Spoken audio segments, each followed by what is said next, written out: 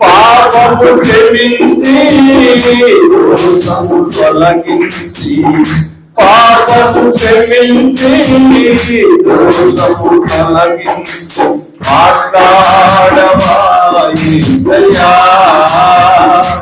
నాకు మాట్లాడవా యేసయ్యా చెప్పలేని పాటలు ఎన్నో హృదయము నిండా ఉన్నవి దేవా చెప్పలేని పాటలు ఎన్నో హృదయము నిండా ఉన్నవి దేవా నీకు అరువైనవి ఏమి లేవు నా యేసయ్యా నీకు అరువైనవి ఏమి లేవు నా యేసయ్యా మాట్లాడవా యేసయ్యా నాతో మాట్లాడవా యేసయ్యా మాట్లాడవా యేసయ్యా నాతో మాట్లాడవా యేసయ్యా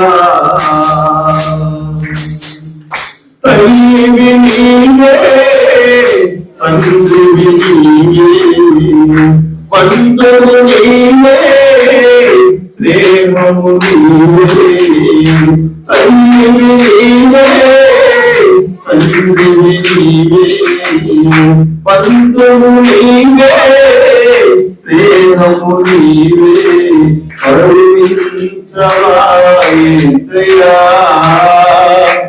నన్ను కాపాడవా యేసయ్యా కరుణించవా యేసయ్యా నన్ను కాపాడవా యేసయ్యా మాట్లాడవా యేసయ్యా నాతో మాట్లాడవా యేసయ్యా మాట్లాడవా యేసయ్యా హల్లెలూయా.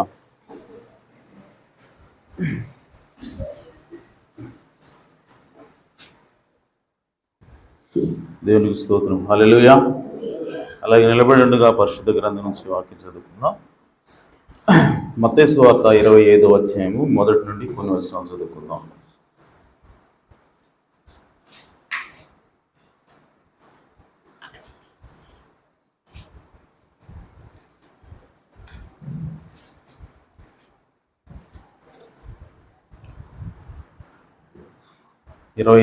మొదటి నుంచి.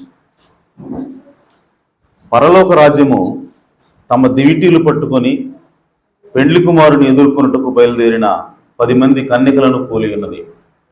వీరిలో 5 బుద్ధి లేనివారు, 5 బుద్ధి గలవారు.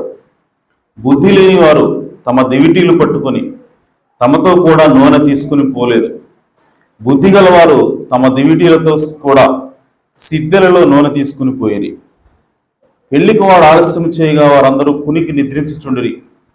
అర్ధరాత్రి వేళ ఇదిగో పెళ్లి కుమారుడు, అతనిని ఎదుర్కొన్న రండి అను కేక వినబడింది. అప్పుడు ఆ కన్యకలందరూ లేచి తమ దివిటీలను చక్కపరిచిరి. గాని బుద్ధి లేని ఆ కన్యకలు, మా దివిటీలు ఆరిపోవచ్చున్నవి గనక మీ నూనెలో కొంచెం మాకు ఈడని బుద్ధిగల వారిని అడిగిరి. అందుకు బుద్ధిగల కన్యకలు, మాకును మీకును ఇది చాలదేమో, మీరు అమ్మవారి యొద్దకు పోయి కొనుక్కునడని చెప్పిరి. వారు కొనబోచుండగా పెళ్లి కుమారుడు వచ్చెను. అప్పుడు సిద్ధపడి ఉన్నవారు అతనితో కూడా పెళ్లి విందుకు లోపలికి పోయిరి. అంతటా తలుపు వేయబడిను. ఆ తరువాత తక్కిన కన్యకలు వచ్చి, అయ్యా అయ్యా మాకు తలుపు తీయమని అడుగుగా అతడు మిమ్మల్ని ఎరుగునని మీతో నిశ్చయంగా చెప్పుచున్నాను. ఆ దినమైనను గడి అయినను మీకు తెలియదు కనుక మెలకువగా ఉండుడి.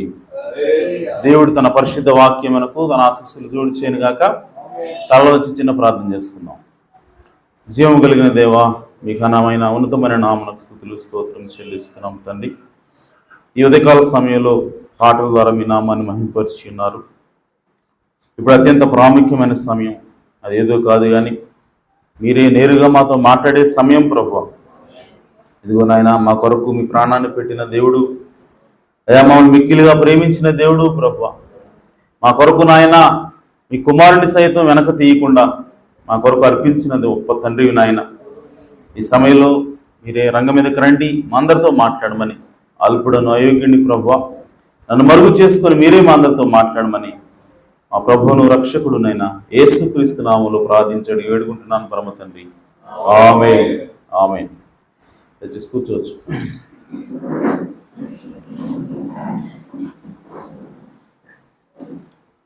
Praise the Lord. హల్లెలూయా. ప్రభువైన యేసుక్రీస్తు నామములో మీ అందరికీ కూడా వందనాలు. అందరూ బాగున్నారు కదా? Praise the lord. సంతోషంగా ఉన్నారంతా? చాలా సంతోషం. మరి 10th క్లాస్ ఎగ్జామ్స్ అయిపోయినాయి, ఇంటర్మీడియట్ ఎగ్జామ్స్ అయిపోయినాయి, రిజల్ట్స్ వచ్చాయి. దేవుడు సహాయం చేశాడని చెప్పి సాక్ష్యాలు చెప్పారు. దేవుడు దీవించును గాక. అలాగే మరి ఇంకా అనేక విషయాల గురించి మరి సాక్ష్యాలు చెప్పారు. సో కాబట్టి దేవుడు మనతో ఇంకా ఉండి మనం వెంట ఉండి మనల్ని నడిపిస్తాడని మనకు అర్థమవుతా ఉంది. మనం ఏం ప్రార్థన చేసినా సరే అది వృధాగా పోదని మనకి అర్థమవుతా ఉంది. సో దేవుడు వినట్టుగానే ఉంటాడు, సమాధానం ఇస్తాడా అన్నట్టుగా ఉంటాడు, కానీ చివరికి ఆయన సమాధానం ఇస్తాడు. హల్లెలూయా. కాబట్టి ప్రార్థించడం మాత్రం మానొద్దు. మనం ప్రతిరోజు కూడా ఆసక్తి కలిగి విశ్వాసంతో ప్రార్థన చేయాలి. దేవుడు ఉన్నాడని, ఆయనకి ప్రార్థించే వారికి జవాబు ఇచ్చే దేవుడని. ఆమేన్. సో ఆ విధంగా మనం నమ్మి మనం అప్రోచ్ అయినప్పుడు ఆయన ఖచ్చితంగా మనకి సహాయం చేసే దేవుడే అన్నాడు. హల్లెలూయా. సరే, మంచిది. మరి ప్రకటనల విషయానికి వస్తే, మరి ఈరోజు ఆదివారం, మరి సాయంత్రం మరి దేవుని చిత్తం అయితే వీధి సువార్త కూడికి పెడదాం. అలాగే వీధి సువార్త కూడిక విషయంలో మరి మీకు ఎప్పుడైనా భారం అనిపిస్తే సహోదరులు చెప్పండి. ఒకరోజు గ్యాప్ తీసుకుందాం, లేదంటే 2 రోజులు గ్యాప్ తీసుకుందాం అంటే తీసుకుందాం. ఓకే. అలాగే దానికంటే ముందు ఇంకోటి నేను జ్ఞాపకం చేయాలనుకుంటున్నాను. అదేంటి అంటే, సువార్త ప్రకటించాల్సిన బాధ్యత, బరువు, భారం అంతా కూడా మన మీదనే ఉంది. దేవుడు వచ్చి పైనుంచి దిగొచ్చి చేయడు సువార్త. పక్షుల ద్వారా సువార్త చేయించాడు దేవుడు, చెట్ల ద్వారా సువార్త చేయించాడు. సో ఎవరి ద్వారా చేస్తాడు దేవుడు అంటే మనుషుల ద్వారానే. అనగా ఆయన సంఘం ద్వారానే దేవుడు సువార్త చేస్తాడు. కాబట్టి సిద్ధంగా ఉండాల్సింది ఎవరు అని అంటే మనమే. సో ఆ విషయాన్ని గుర్తుపెట్టుకోండి. ఎందుకనంటే మనం దేవుడిని నమ్ముకున్నాం, దేవుడిని విశ్వసించాం కాబట్టి ఆదివారం చర్చికి వెళ్తాను, బుధవారం వెళ్తాను, లేదంటే లేదు, ఆదివారం మాత్రం కంపల్సరిగా వెళ్తాను అంతే, అంతకుమించి నేనేమి చేయాల్సిన అవసరం లేదని మీరు అనుకోవద్దు. ఎందుకనంటే యేసు ప్రభు ఈ భూమి మీద నుంచి ఆరోహణం వెళ్ళిపోయేటప్పుడు ఒక ప్రాముఖ్యమైనటువంటి పనిని అప్పచెప్పాడు ఆయన. ఆమేన్. సో అదేమిటి అని చెప్పానంటే, ప్రవక్త దాని గురించి వర్తమానం ఇచ్చాడు డైరెక్ట్గా. అదేంటి, ది గ్రేటెస్ట్ కమిషన్ అని చెప్పి వర్తమానం ఇచ్చాడు. అంటే అప్పగింపబడిన గొప్ప పని. ఆమేన్. ఏంటంట? అప్పగించబడిన గొప్ప పని. ఎవరు అప్పగించారు? దేవుడు అప్పగించాడు. ఆమేన్. ఎవరికి అప్పగించాడు? తన సంఘానికి అప్పగించాడు. ఏంటా పని అని అంటే, సర్వ సృష్టికి వెళ్ళి సువార్తని ప్రకటించండి, నాకు శిష్యుల్ని చేయండి అని చెప్పి యేసుక్రీస్తు అప్పగించిన పనిని ప్రవక్త ఏమంటున్నాడు? అది గొప్ప పని అంటున్నాడు ఆయన. అది అత్యంత గొప్ప పని. మనం చేయగలిగినటువంటి పనులన్నింటిలో కూడా గొప్ప పని ఏంటి అంటే సువార్త ప్రకటించడం అయినది. సో ఆ పని భారం ఎవరి మీద ఉందంటే మన మీదనే ఉన్నది. కాబట్టి కేవలం వాక్యం వినడమే నా పని, సువార్త ప్రకటించడం నా పని కాదని చెప్పి అనుకోవడానికి లేదు. వాక్యం వినడానికి మనకు ఎంత హక్కు ఉందో, ఆమేన్, సువార్త ప్రకటించడానికి అంతే బాధ్యత ఉంది. హల్లెలూయా. తెలుసు కదా హక్కులు, బాధ్యతలు, rights and responsibilities. Okay. So దేవుని సన్నిధిలోకి రావడానికి నీకు హక్కు ఉంది, దేవుని దగ్గర నుంచి పరిశుద్ధాత్మ పొందుకోవడానికి నీకు హక్కు ఉంది, దేవుని దగ్గర నుంచి ఆశీర్వాదాలు పొందుకోవడానికి నీకు హక్కు ఉంది, దేవుడి దగ్గరకు వచ్చి అడగడానికి నీకు హక్కు ఉంది. ఆమేన్. సో కాబట్టి ఇన్ని హక్కులు నీకు ఇచ్చినప్పుడు ఆయన ఒక బాధ్యత నీ మీద పెడతామన్నాడు. ఆమేన్. అదేంటి అంటే, సువార్త ప్రకటించండి, నా వాక్యాన్ని అందరికీ తెలియజేయండి, ఈ మార్గాన్ని అందరికీ తెలియజేయండి, వారిని నేను రక్షిస్తాను అంటున్నాడు ఆయన. ఆమేన్. ఆయనంతా ఆయన వెళ్ళి రక్షించవచ్చు కదా? లేదు, అది దేవుని విధానం కాదు. మొదటి నుంచి కూడా దేవుడు ఎవరి మీద డిపెండ్ అవుతున్నాడు, ఆధారపడుతున్నాడు అని అంటే ఎవరు? దేవుడు ఆధారపడుతున్నాడంట ఎవరి మీద? మన మీద. ఆమేన్. సో దానిని భారంగా మనం ఫీల్ కాకూడదు. మనం భారంగా ఫీల్ అవుతున్నామని చెప్పానంటే మనం ఖచ్చితంగా మోకాళ్ళ మీద దేవుడి దగ్గరికి వెళ్ళి, ప్రభువా నన్ను క్షమించు, నా అవబోయేదో తేడా ఉంది, దీన్ని తీసేసి ప్రార్థన చేసేటువంటి సమయం వచ్చిందని అర్థం. మనం భారంగా ఫీల్ అవుతున్నాం, సంఘానికి రావడానికి భారంగా ఫీల్ అవుతున్నాం, సువార్త చేయడానికి భారంగా ఫీల్ అవుతున్నాం అంటే అర్థం ఏంటంటే యేసు ప్రభువు మీద మనకు ప్రేమ తగ్గిందని అర్థం. అర్థమైందా? ప్రవక్త అంటున్నాడు, నేను కోట్ చెప్పి వినిపిస్తాను. ఆయన ఏమంటాడంటే, నీవు నిజంగా యేసుక్రీస్తుని ప్రేమిస్తే సంఘానికి రాకుండా ఉండలేమంట. హల్లెలూయా. మనందరం యేసుక్రీస్తుని ప్రేమిస్తున్నామా? హల్లెలూయా. ఎంతమంది యేసుక్రీస్తుని ప్రేమిస్తున్నారు? ఆమేన్. నువ్వు ప్రేమించట్లేదా?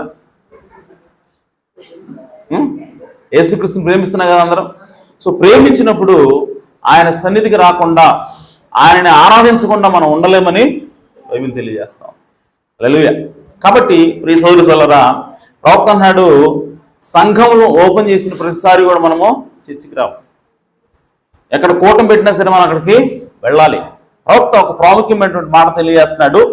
And seeing the day approaching, దినం అనేది, ఆమేన్, యేసు ప్రభువు వచ్చేటువంటి దినం అనేది దగ్గర పడతా ఉంది అని చెప్పి మనం చూసినప్పుడు, అది ఇంకా దగ్గరకు వస్తా ఉంది అని మనం చూసినప్పుడు ప్రవక్త అంటున్నాడు, we must assemble ourselves more oft together అంటున్నాడు. మనం ఇంకా ఎక్కువగా కూడుకోవటం మానకూడదు, కూడుకోవాలంటున్నాడు. అంటే ఆదివారాలు కూడుకుంటున్నాం, బుధవారాలు కూడుకుంటున్నాం, మనకు ఒక వార్త తెలుస్తూ ఉంది. ఏంటి అని అంటే యేసుక్రీస్తు రాకడ ఇంకా దగ్గర అవుతా ఉన్నది, యేసుక్రీస్తు రాబోతా ఉన్నాడు, యేసుక్రీస్తు అతి త్వరలో వస్తా ఉన్నాడు అని చెప్పి అన్న వార్త మనకు విన్నపడినప్పుడు ప్రవక్త అంటున్నాడు, ఇంకా ఎక్కువగా మీరు కూడుకోండి అంటున్నాడు ఆయన, ఇంకా ఎక్కువగా వాక్యం వినండి అంటున్నాడు ఆయన. కాబట్టి ఆదివారం వింటున్నాం కదా, బుధవారం వింటున్నాం కదా, మరలా సోమవారం కూడికి పెడుతున్నారు, ఆదివారం సాయంత్రం కూడికి పెడుతున్నారు, మధ్య మధ్యలో అప్పుడు శుక్రవారం కూడా పెడుతున్నారయ్యా, నీ కోడికలు అయితే ఎలాగయ్యా అని చెప్పి అనకూడదు. ఎందుకనంటే ఎంత వాక్యం వినాలో అంత వాక్యం వినాల్సినటువంటి సమయం ఇది. ఎందుకనంటే ఆ వాక్యమును ఎంత ఎక్కువగా వింటే అంత ఎక్కువగా నిన్ను మారుస్తుంది. అప్పుడు ఆ వచ్చేటువంటి యేసుక్రీస్తుని ఎదుర్కోవడానికి అది నిన్ను సిద్ధపరుస్తుంది. కాబట్టి ఈ సోదరి సోదరులారా, వాక్యం వినడానికి, కూటానికి అటెండ్ అవ్వడానికి, ఆదివారం చర్చికి రావడానికి, బుధవారం చర్చికి రావడానికి మీరు ఎంత మాత్రం కూడా నిర్లక్ష్యం వహించొద్దు. ఇది ఇంకా ఎక్కువగా మనం దేవుని సన్నిధిలోకి వెళ్ళవలసిన సమయం అయినది. హల్లెలూయా. అలాగే ప్రవక్త అంటున్నాడు, చాలా రోజుల నుంచి భార్యను చూడలేదు భర్త, కానీ ఏం చెప్తున్నాడు, నా భార్యని ఎంతగానో ప్రేమిస్తున్నాడు ప్రతిరోజు చెప్తున్నాడు అంట. పక్కన వాళ్ళకి ఎక్కడో దూరదేశానికి వెళ్ళాడు. ఒకరోజు వాళ్ళ ఇంటి మీద నుంచి పోవాల్సిన అవసరం వచ్చిందంట. ఆడ అనుకుంటాడంట, నేను ఇంటి పక్క నుంచి పోతున్నాను కదా, ఈసారి వచ్చినప్పుడు చూద్దాం మావిడి అనుకుంటాడా? సంవత్సరం అయింది వాడు పోయి. అందరికి ఏం చెబుతున్నాడు, నా భార్య అంటే నాకు చాలా ఇష్టం అండి అంటున్నాడు. ఒకరోజు ఇంటి పక్క నుంచే పోతున్నాడంట. పోతాను అలాంటి వ్యక్తి ఆవిడ్ని దగ్గరే ఉంది కదా, ఈసారి ఇప్పుడు చూద్దాంలే అని చెప్పి అనుకుంటున్నాడు. అనుకుంటున్నాడంటే వాడు చెప్పిన మాట అబద్ధం. హల్లెలూయా. ప్రవక్తన్నాడు అన్నమాట. సో కాబట్టి ఈ సోదరి సోదరులారా, మనం క్రీస్తు నిజంగా ప్రేమిస్తే ఆయన సన్నిధిలోకి వచ్చి ఆయన ఆరాధించకుండా ఉండలేని ప్రవక్త అంటున్నాడు. హల్లెలూయా.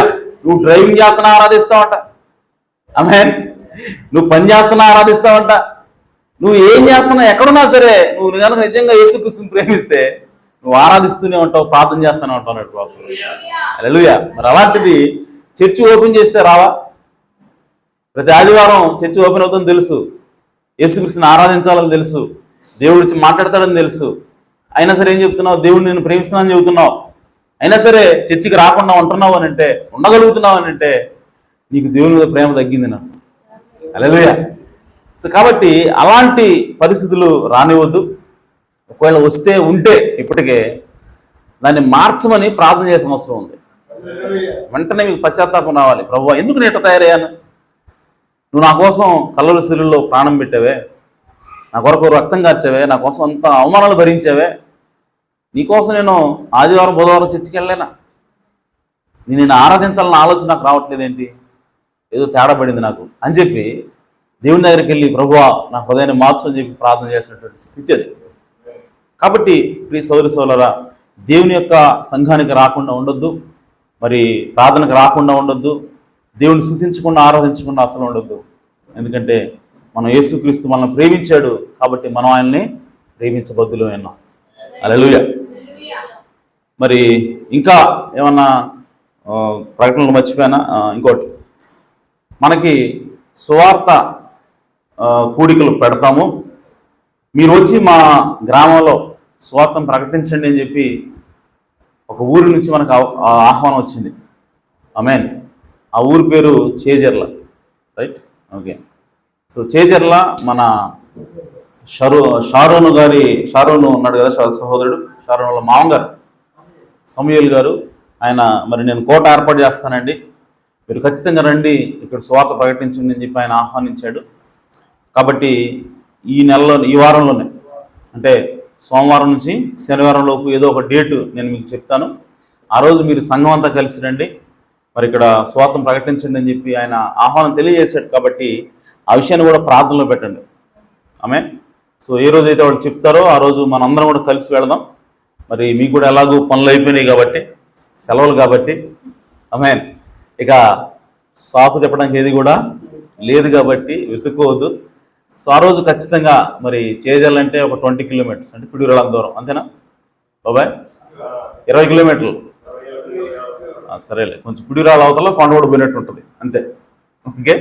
సో కాబట్టి మీరు సిద్ధపడాల్సిందిగా ప్రభుపేట మనం చేస్తాం. దాని గురించి ప్రార్థన చేయండి. అక్కడ ఎవరైనా సరే దేవుని యొక్క పిల్లలు ఉన్నట్లయితే వాళ్ళు రక్షించబడాలా, వాళ్ళు పట్టబడాలి. సో దానికోసం మీ అనుదిన ప్రార్థనలో జ్ఞాపకం చేసుకోవాల్సింది ప్రభుపేట మనం చేస్తాం. ఆమేన్. సో మరి ఇంకేమన్నా ప్రకటనలు ఉన్నాయా? నేను ప్రతిరోజు రాసుకోవాలి, లాభం లేదు ఎందుకంటే పెరుగుతున్నాయి చెప్పాల్సినవి. సో కాబట్టి ఈరోజు మరి సువార్త కూడిక పెడదామా వద్దా?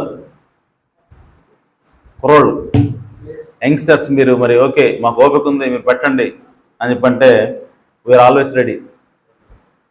సిద్ధపరిచే వాళ్ళు ఉంటే చెప్పేవాళ్ళు కూడా సిద్ధమే. సో కాబట్టి పెడదాం. 1 ఓటు, 2, 3, 4, ఓకే చాలు. ఇంకా లేకపోయినా పర్వాలేదు, వాళ్ళతో సువార్త గుడికి రండిపించవచ్చు. ఆమేన్. చాలు. సో దేవుడు మనం దీవించింది గాక. సరే, మంచిది. మరి ఈరోజు ఎక్కడ పెడదాం అమ్మా? మన ఇంటి దగ్గర అంటే ఇక్కడ అందరూ మనం వర్తమానికులే కదా, ఎవరన్నా తెలియని వాళ్ళ దగ్గర పెడదాం అన్నది ఆలోచన.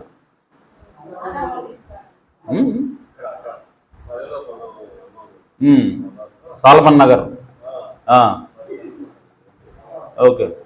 బలరాం వాళ్ళ ఇంటి దగ్గర, ఓకే. ఈరోజు అక్కడ పెడదాం. ఎందుకంటే చాలా రోజుల నుంచి అనుకుంటున్నాం. అక్కడి నుంచి కూడా చాలామంది అడిగారంట, మా దగ్గర కూడా ప్రార్థన పెట్టండి అని చెప్పి. సో ఈరోజు ఆదివారం కాబట్టి వాళ్ళు కూడా ఖాళీగానే ఉంటారు. సో ఎలాంటి ఆటంకాలు ఉండవు కాబట్టి ఈరోజు మరి సాల్మన్ నగర్ బలరాం, సోదరుడు బలరాం ఆదాం వాళ్ళ వీధి ఉంది కదా, ఆ వీధిలో పెడదాం. Okay, right. సరే, మంచిది. మరి ఈ సమయంలో చదువుబడిన వాక్య భాగం నుంచి కొద్ది నిమిషాలు మనం వాక్యాన్ని ధ్యానిద్దాం. 11 అయింది టైము. ఈరోజు చదువుబడిన వాక్య భాగం నుంచి అంశం ఏమిటి అని చెప్పానంటే, సిద్ధెలలో ఉన్న నూనె. ఆమేన్. లేదు అనంటే రహస్య నూనె. ఆమేన్. ఏంటి? రహస్య నూనె. ఎన్ని రకాల నూనె ఉన్నాయి సార్ అని చెప్పానంటే, ఆమేన్, ఇప్పుడు మనం చదువుకున్నాం 2 గుంపులు ఉన్నాయి ఇక్కడ.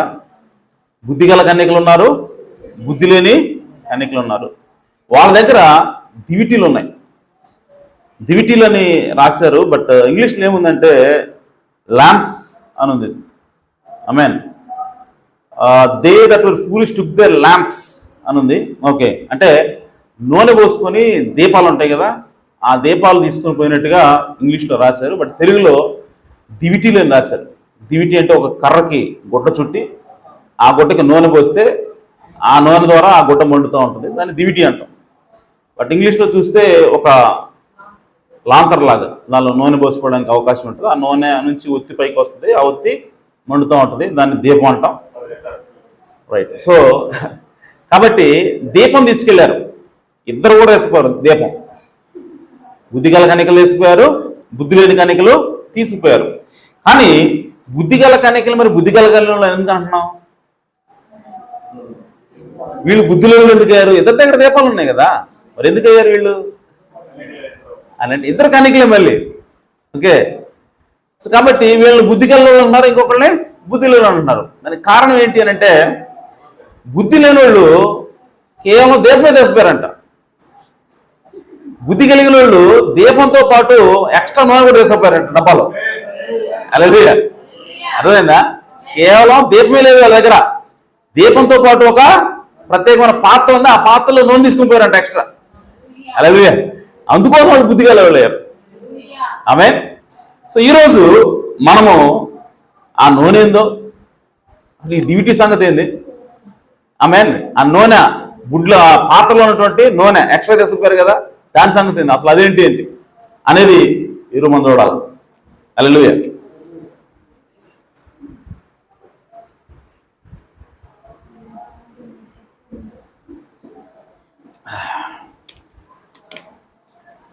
యేసు ప్రభు ఈ ఉపమానం చెప్తున్నాడు. పరలోక రాజ్యము ఈ విధంగా ఉంటుంది అని చెబుతూ ఆయన ఏమంటున్నాడంటే, కన్యకలు దివిటీలు పట్టుకున్నారు, ఎవరిని ఎదుర్కోవడానికి పోతున్నారు అని అంటే ఒక పురుషుడిని ఎదుర్కోవడానికి పోతున్నారు అని చెప్పాల. ఆమె పురుషుడు కాదు వాళ్ళు ఎదుర్కోవడానికి పోతుంది, ఎవరిని? పెళ్లి కుమారుడిని ఎదుర్కోవడానికి పోతున్నారు. హల్లెలూయా. అంటే ఈ కన్యకలు ఆల్రెడీ ఆ పెళ్లి కుమారుడితోటి ఒప్పందం చేసుకున్నారు. ఆమె అంటే ఈ ఏదో స్త్రీలు ఒక ఆయన వస్తానన్న వాళ్ళ దగ్గరికి వాడిని కలుసుకోవడానికి పోతున్నారు అంటే కాదు ఇది. అర్థమైందా? కన్యకలు వీళ్ళు, అంటే వీళ్ళకి పెళ్లి కాలేదు. ఓకే. సో పెళ్లి కాలేదు కాబట్టి కన్యకలు అంటున్నాడు ఆయన. ఈ కన్యకలైన వాళ్ళు ఒక పురుషుడిని కలుసుకోవడానికి పోట్ల, పెళ్లి కుమారుడు కలుసుకోవడానికి పోతున్నారు. హల్లెలూయా. అంటే ఆ పెళ్లి కుమారుడు అనేటువంటి పురుషుడితోటి వీళ్ళకి ఆల్రెడీ ఎంగేజ్మెంట్ జరిగి ఉండాలి. ఆమె లేదా వాళ్ళకి ఏం పని పెళ్లి కుమారుడు ఎదుర్కోవడానికి కన్యకలేండి. ఆమె. సో కాబట్టి ఇది ఎవరి కథ అని చెప్పానంటే, పెళ్లి కుమారుడు వధువు కథ ఇది. హల్లెలూయా. సో అంటే ఇది మన కథే, మన గురించి చెబుతున్నాడు ఆయన. ఆమె. అయితే మనలో రెండు గుంపులు ఉంటే కనపడుతుంది ఇక్కడ. ఆమె. మనలో రెండు గుంపులు ఉన్నాయి, ఒకటి తెలివిగల గుంపు, ఇంకోటి తెలివిలేని గుంపు. హల్లెలూయా. అయితే ప్రియ సోదరి సోదరులారా, ఇక్కడ వాళ్ళు నూనె తీసుకెళ్ళిన, ఒకళ్ళేమో నూనె తీసుకెళ్తున్నారు, ఇంకొకళ్ళేమో నూనె తీసుకెళ్ళారు. అంటే ఇప్పుడు నూనె వేసుకపోతే వచ్చే నష్టం ఏంటంట? ప్రశ్న. నూనె ఎక్స్ట్రా తీసుకుపోలేదండి, కేవలం దీపమే తీసుకున్నాం, సరిపోదా అని చెప్పంటే ఏంటి దానివల్ల వచ్చే నష్టం అని చెప్పానంటే, ప్రియ సోదరి సోదరులారా, ఎవరైతే నూనె తీసుకెళ్ళలేదు వాళ్ళు పెళ్లి కుమారుడిని కలుసుకోలేకపోయారు. ఆమేన్. ఎవరైతే ఎక్స్ట్రా నూనె వేసుకపోయారో వాళ్ళు మాత్రమే పెళ్లి కుమారుడిని కలుస్తున్నారు, వాళ్ళు మాత్రమే పెళ్లి కుమారుడిని చూడగలుగుతున్నారు. ఆమేన్. సో కాబట్టి నూనె లేకపోతే పెళ్లి కుమారుడిని మనం కోల్పోయే ప్రమాదం ఉన్నది. ఎక్స్ట్రా బుడ్డిలో నూనె లేకపోతే, దీపంలో నూనె ఉంటే సరిపోదు, నీకు ఎక్స్ట్రా ఒక క్యాన్ తీసుకుపోవాలి నూనె. ఆమేన్. ఆ క్యాన్ తీసుకుపోకపోతే ఏమవుతుంది అని చెప్పంటే పెళ్లి కుమారుడిని మనము కలుసుకోలేము. కాబట్టి ఆ నూనె, ఆ డబ్బాలో ఉన్నటువంటి నూనె చాలా ప్రాముఖ్యమైనది. హల్లెలూయా.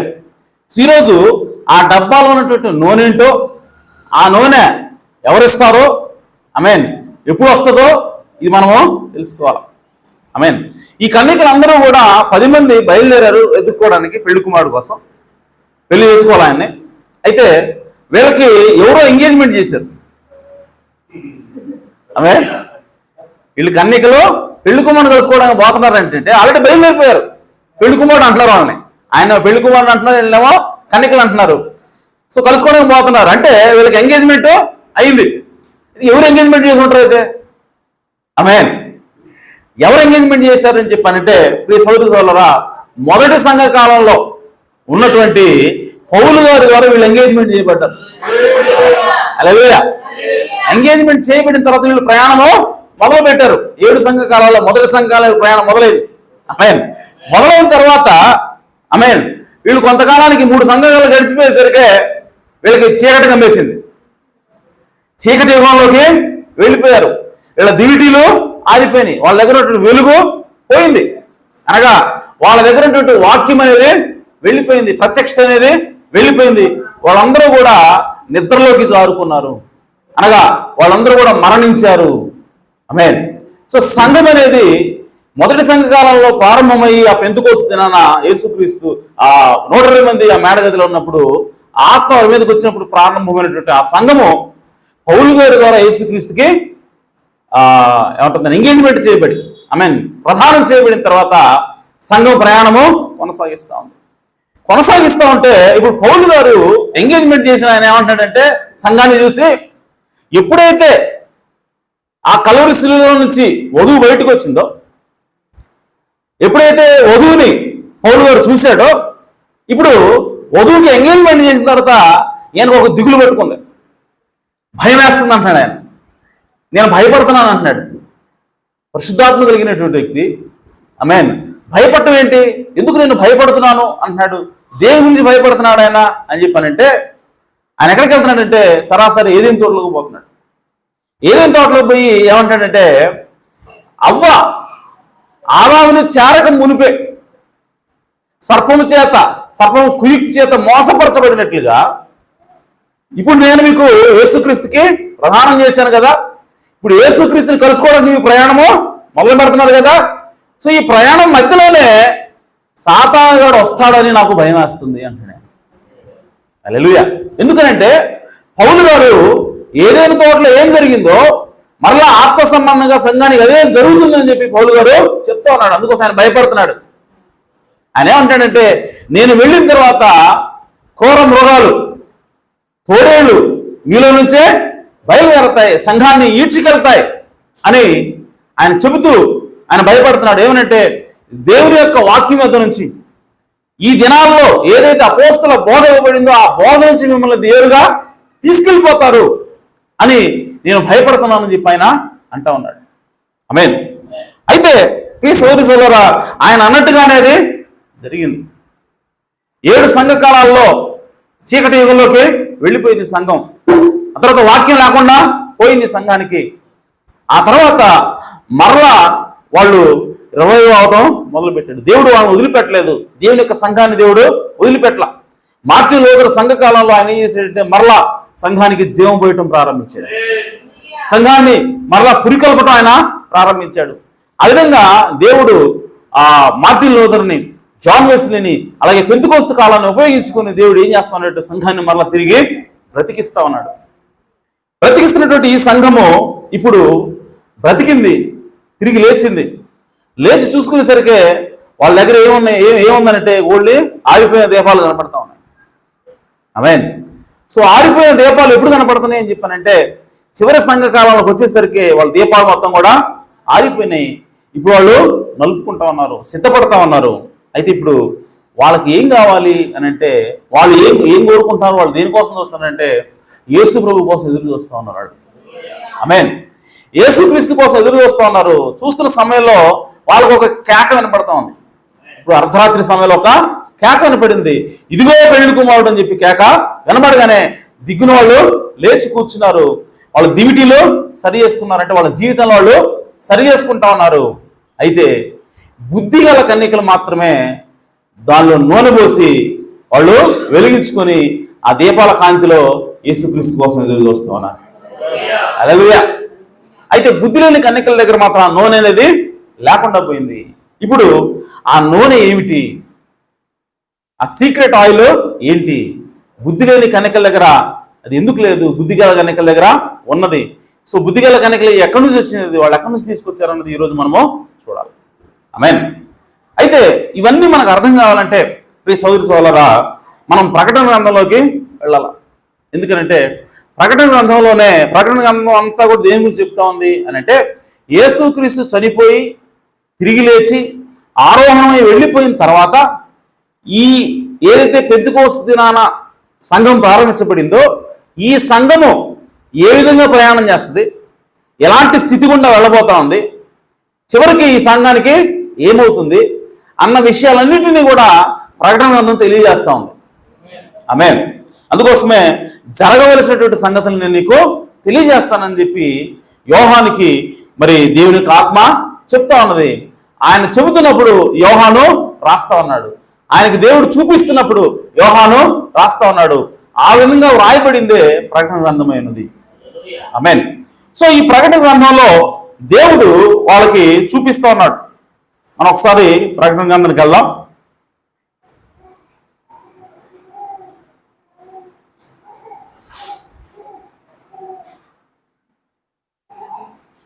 ప్రకటన గ్రంథానికంటే కూడా ముందు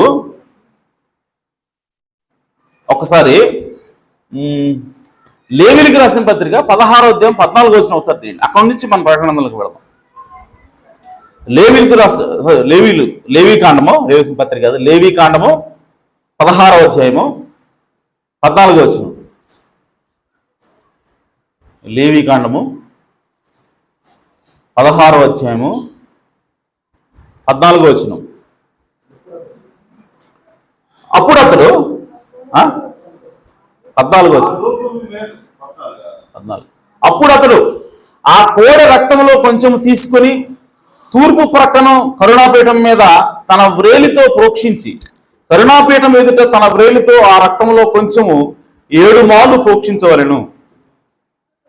హల్లెలూయా. ఇక్కడ పాత నిబంధనలో గుడారాన్ని కట్టిన తర్వాత ప్రాయశ్చిత్త పాప పరిహారార్థ బలి, సమాధాన బలి ఈ విధంగా ఏ విధంగా అర్పించాలి అని చెప్పి చెబుతూ ఆ క్రమంలో ఇక్కడ ఒక కోడెదూడని వధించిన తర్వాత దాని రక్తంలో కొంచెం తీసుకొని గుడారంలోకి వెళ్ళాలి, దేవుని మందిరంలోకి వెళ్ళాలి. వెళ్ళిన తర్వాత అతి పరిశుద్ధ స్థలంలోకి వెళ్ళాలి. అతి పరిశుద్ధ స్థలంలో ఏమున్నది అని అంటే కరుణాపీఠం ఉన్నది. ఆమేన్. కరుణాపీఠం అంటే అర్థం ఏమిటి అని అంటే దేవుడు ఆ కరుణాపీఠం మీద కూర్చుంటాడు, దేవుడు ఆ కరుణాపీఠం మీదనే నివాసం ఉంటాడు. ఆ కరుణాపీఠంలో నుంచే ఇశ్రాయేలుతో మాట్లాడుతూ ఉంటాడు.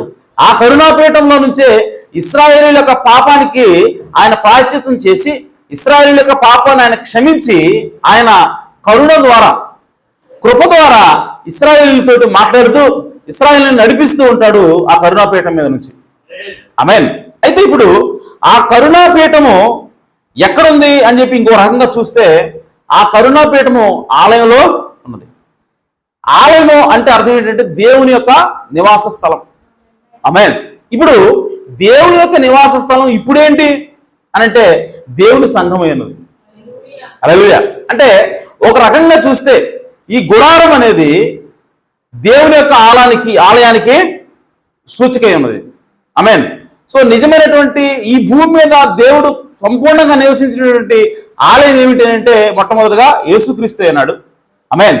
సో యేసుక్రీస్తు ఆరోహణం వెళ్ళిపోయిన తర్వాత మరలా ఇప్పుడు దేవుడు సర్వసంపూర్ణంగా అనగా క్రీస్తు సర్వసంపూర్ణంగా ఎక్కడ నివాసం చేస్తున్నాడు అని చెప్పంటే తన సంఘంలో నివాసం చేస్తున్నాడు.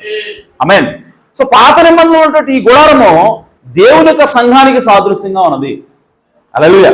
అయితే ఆ గుడారంలో కరుణాపీఠం ఉన్నది, ఆ కరుణాపీఠం మీద దేవుడు ఉన్నాడు. ఆమేన్. అలాగే ఈ సంఘములో దేవుని యొక్క సంఘంలో దేవుని నివాసము ఉంటా ఉన్నాడు. అనగా దేవుని యొక్క సంఘంలోనే దేవుని కరుణాపీఠం కూడా ఉంటుంది. దేవుని కృప ఎక్కడ ఉంటుందంటే దేవుని యొక్క సంఘంలోనే ఉంటుంది. సో దేవుని యొక్క కృప ఎక్కడి నుంచి వెళ్తా ఉంటుంది బయటికి అని చెప్పానంటే దేవుని యొక్క సార్వత్రిక సంఘం నుంచి వెళ్తా ఉంటుంది. హల్లెలూయా. సో కాబట్టి ఈ యొక్క మందిరం అనేది దేన్ని సూచిస్తా ఉందంటే సార్వత్రిక సంఘాన్ని సూచిస్తా ఉంది. అయితే ఇప్పుడు ఆ కరుణాపీఠం మీద ఈ కోడ రక్తం నుంచి తీసి వేలు ముంచి ఆ వేలుతోటి 1 2 3 4 5 6 7 సార్లు కొట్టాలంట, తిలకరించాలంట రక్తం. ఆమేన్. ఏంటి దీని అర్థం? ఎందుకు 7 సార్లు తిలకరించమంటున్నాడు? 2 సార్లు అవ్వచ్చు కదా, 3 సార్లు అవ్వచ్చు కదా, ఎందుకు 7 సార్లు అని చెప్పానంటే ప్రియ సోదరి సోదరా, ఆ 7 సార్లు అంటే అర్థం 7 సంఘకాలాలు అన్నది. ఆమేన్. సో ఆల్రెడీ కరుణాపీఠము లేదంటే ఆ మందిరం ఏదంటే అది సంఘమై ఉన్నది. ఈ సంఘం ఏమిటంటే 7 సంఘ కాలాల్లో ఉన్నటువంటి సంఘమై ఉన్నది. ఆమేన్. ఈ సంఘం మీద ఏముండాలంట? రక్తం ఉండాలి. ఆమేన్. ఈ 7 సంఘ కాలాల్లో ఉన్నటువంటి సంఘం మీద ఖచ్చితంగా ఏం పోయాలి? రక్తాన్ని పోయాలి. ఈ రక్తం ఏమిటి? ఎవరిది రక్తం అని చెప్పానంటే అది కోడె రక్తము, అనగా పాప పరిహారార్థమై వధించబడినటువంటి ఒక కోడె రక్తము. అది యేసుక్రీస్తు రక్తానికి సాదృశ్యంగా ఉన్నది. అంటే దాని అర్థం ఏమిటి అని చెప్పంటే 7 సంఘ కాలాల్లో ఉన్నటువంటి సంఘం మీద ఈ 7 కాలాల్లో కూడా యేసుక్రీస్తు రక్తం ఉండాలి అని అర్థం. ఆమేన్. సో యేసుక్రీస్తు రక్తం సంఘం మీద లేకపోతే ఆ సంఘంలో కృప అనేది ఉండదు, ఆ సంఘంలో కరుణ అనేది ఉండదు. సో కాబట్టి అక్కడ రక్షణ అనేది ఉండదు, దేవుని ఉగ్రత మాత్రం అక్కడ ఉంటుంది. సో దేవుని కరుణ దొరికేది ఎక్కడ? దేవుని యొక్క ప్రేమ దొరికేది ఎక్కడ? దేవుని యొక్క క్షమాపణ దొరికేది ఎక్కడ అంటే కేవలము దేవుడు ఎన్నుకున్నటువంటి సంఘంలో మాత్రమే ఉంటుంది. హల్లెలూయా. సో కాబట్టి ఆ సంఘంలో ఉన్నటువంటి వారు రక్షించబడాలి అని చెప్పానంటే, ఆ సంఘం రక్షణ పొందాలి అని చెప్పానంటే యేసుక్రీస్తు రక్తం అనేది దాని మీద పూయబడాలి, పోయబడాల. ఆమేన్. అయితే యేసుక్రీస్తు రక్తం అంటే ఏంటండి? ఆమేన్. యేసుక్రీస్తు 2000 సంవత్సరాల క్రితం చనిపోయాడు కదా, మరి ఆ తర్వాత 7 సంఘకాలాలు ప్రారంభమై కొనసాగుతుంది. ఇప్పుడు 7 సంఘకాలంలోకి వచ్చాం. అంటే 2000 సంవత్సరాలు గడిచింది యేసుక్రీస్తు చనిపోయి రక్తం కార్చి. ఇప్పుడు ఈ 2000 సంవత్సరాల్లో 7 సంఘకాలాలు ఉన్నాయి. ఇప్పుడు 7 సంఘకాలంలో ఉన్నటువంటి పరిశుద్ధులందరి మీద యేసుక్రీస్తు రక్తం పోషించాలా అన్న దాని అర్థం అని అంటే కాదండి. యేసుక్రీస్తు యొక్క స్వాభావికమైనటువంటి రక్తాన్ని దాని మీద పొయ్యాలనే అర్థం కాదు దాని అర్థం. దాని అర్థం ఏమిటి అని చెప్పానంటే యేసుక్రీస్తు రక్తం అనగా యేసుక్రీస్తు ఆత్మ ద్వారా ఇవ్వబడినటువంటి వాక్యమైనది. హల్లెలూయా. ఎందుకనంటే నేను చాలాసార్లు చెప్పాను, యేసుక్రీస్తు రక్తంలో మనం కనబడాలా, యేసుక్రీస్తు రక్తం కిందకి మనం వెళ్ళాలి అని చెప్పి దేవుని వాక్యం చెబుతా ఉంది. అయితే దాని అర్థం ఏంటి అని చెప్పానంటే యేసుక్రీస్తు కలవరిశిలలో కాచినట్టు రక్తం తీసుకొచ్చి మనం కడుక్కోవాలా అనిగా దాని అర్థం. ఆ యేసుక్రీస్తు రక్తంలో ఉన్నటువంటి ఆత్మ ఏదైతే ఉన్నదో, ఆమేన్, ఆ ఆత్మ చేత నువ్వు నింపబడాలా. అయితే ఇప్పుడు ఆ ఆత్మను ఎలా పొందుకుంటాం అని చెప్పానంటే బైబిల్లో ఇంకా ఏం చెప్తుంది? బైబిల్ ఏం చెప్పానంటే నా ఆత్మ, నా మాటలు జీవమును ఆత్మనై ఉన్నాయి. ఆమేన్. సో యేసుక్రీస్తు ఏమన్నాడంటే నా ఆత్మ అంటే ఏదో కాదు, నా మాటలే. ఆమేన్. అంటే నా ప్రాణం అంటే ఏదో కాదు, నా వాక్యమే అంటున్నాడు ఆయన. ఆమేన్. సో కాబట్టి ఈరోజు సంఘము 7 సార్లు తన రక్తాన్ని పోషించాలి, యేసుక్రీస్తు రక్తాన్ని పోషించాలి అంటే అర్థం ఏంటంటే 7 సంఘకాలాల్లో దేవుడు తన యొక్క వాక్యాన్ని ఇస్తా ఉన్నాడు, తన యొక్క వర్తమానాన్ని దేవుడు పంపిస్తా ఉన్నాడు. కాబట్టి ఏ సంఘకాలంలో అయితే ఆ యేసుక్రీస్తు రక్తం వచ్చిందో, ఆ రక్తమగా ఆ వాక్యం వచ్చిందో, ఆ గడి వర్తమానం వచ్చిందో, ఆ గడి వర్తమానాన్ని ఆ సంఘకాలంలో ఉన్నటువంటి దేవుని ప్రజలు స్వీకరించవలసి ఉన్నది. హల్లెలూయా. సో ఆ మాదిరిని ఇక్కడ మనం ఈ గుడారంలో మనము చూస్తా ఉన్నాం.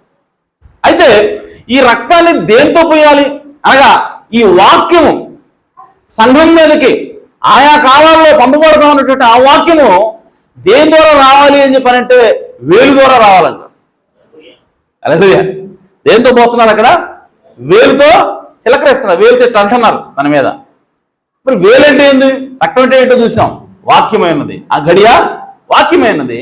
మరి వేలు అంటే ఏంటి అని చెప్పానంటే బైబిల్లో ఇంకో చోట రాయబడింది, దేవుని వేలు చేత దేవుడు దెయ్యాల్ని వెలగొడతా ఉన్నాడు. అలాగే ఇంకో చోట రాయబడింది, దేవుని వేలు అనగా దేవుని ఆత్మ అయ్యున్నది. హల్లెలూయా. దేవుని వేలు అనగా పరిశుద్ధాత్మ అయ్యున్నది. అనగా దాని అర్థం ఏంటి అని అంటే వేలుతోటి రక్తాన్ని చిలకరించడం ప్రతి సంఘకాలంలో అంటే అర్థం ఏంటంటే ఆయా కాలాల్లో పరిశుద్ధాత్ముడు వచ్చి ఆ గడియకు పంపేటటువంటి వర్తమానాన్ని, వాక్యాన్ని, ఈ బైబిల్లో ఉన్నటువంటి వాక్యమే, బయట ఉన్నది కాదు. ఆమేన్. ఈ బైబిల్లో ఉన్నటువంటి వాక్యాన్ని పరిశుద్ధాత్మ వచ్చి ఆ గడికి దాన్ని వెలిగిస్తాడు ఆయన, ఆ గడికి దాన్ని అభిషేకిస్తాడు. అప్పుడు ఆ వాక్యం అనేది పలుకబడినటువంటి వాక్యంగా మారుతుంది, జీవించే వాక్యం అవుతుంది. అప్పుడు ఇది తాజా వాక్యం అనబడుతుంది. హల్లెలూయా. మీకు ఎప్పుడు ఉదాహరణ చెప్తా ఉంటాను, తాజా వాక్యం అంటే ఏంటి సార్? దేవుని యొక్క ఆత్మచేత వెలిగించబడినటువంటి వాక్యం అంటే ఏంటి అని చెప్పానంటే, బైబిల్ ఉన్నదంతా వాక్యమే కదా సార్. ఆమేన్. బైబిల్లో ఉన్నదంతా వాక్యం అయినప్పుడు, ఇదంతా వాక్యం అయినప్పుడు మరలా వెలిగించబడిన వాక్యము, అభిషేకించబడిన వాక్యము, ఈయన ఎందుకు సార్, ఎవరు చెప్తారు సార్ కథలు అని చెప్పి చాలా మంది అంటారు. ఓకే, సో దాని అర్థం ఏంటంటే నేను చెప్తాను ఇప్పుడు. ఆమేన్. ప్రియ సోదరి సోదరులారా, దేవుని యొక్క వాక్యంలో ఆది నుంచి కూడా ఒక మాట రాయబడుతూ ఉంది. అదేంటంటే, నీకును సర్ప సంతానానికి ఆమేన్ వైరం కలుగు చేస్తాను అని ఒక చోట రాయబడింది. నీ సంతానము సర్ప సంతానాన్ని తల మీద తలచెత కొడితే సర్ప సంతానము ఆయన మడిలో కరుచును అనుంది. ఇప్పుడు ఆయన ఎవరు?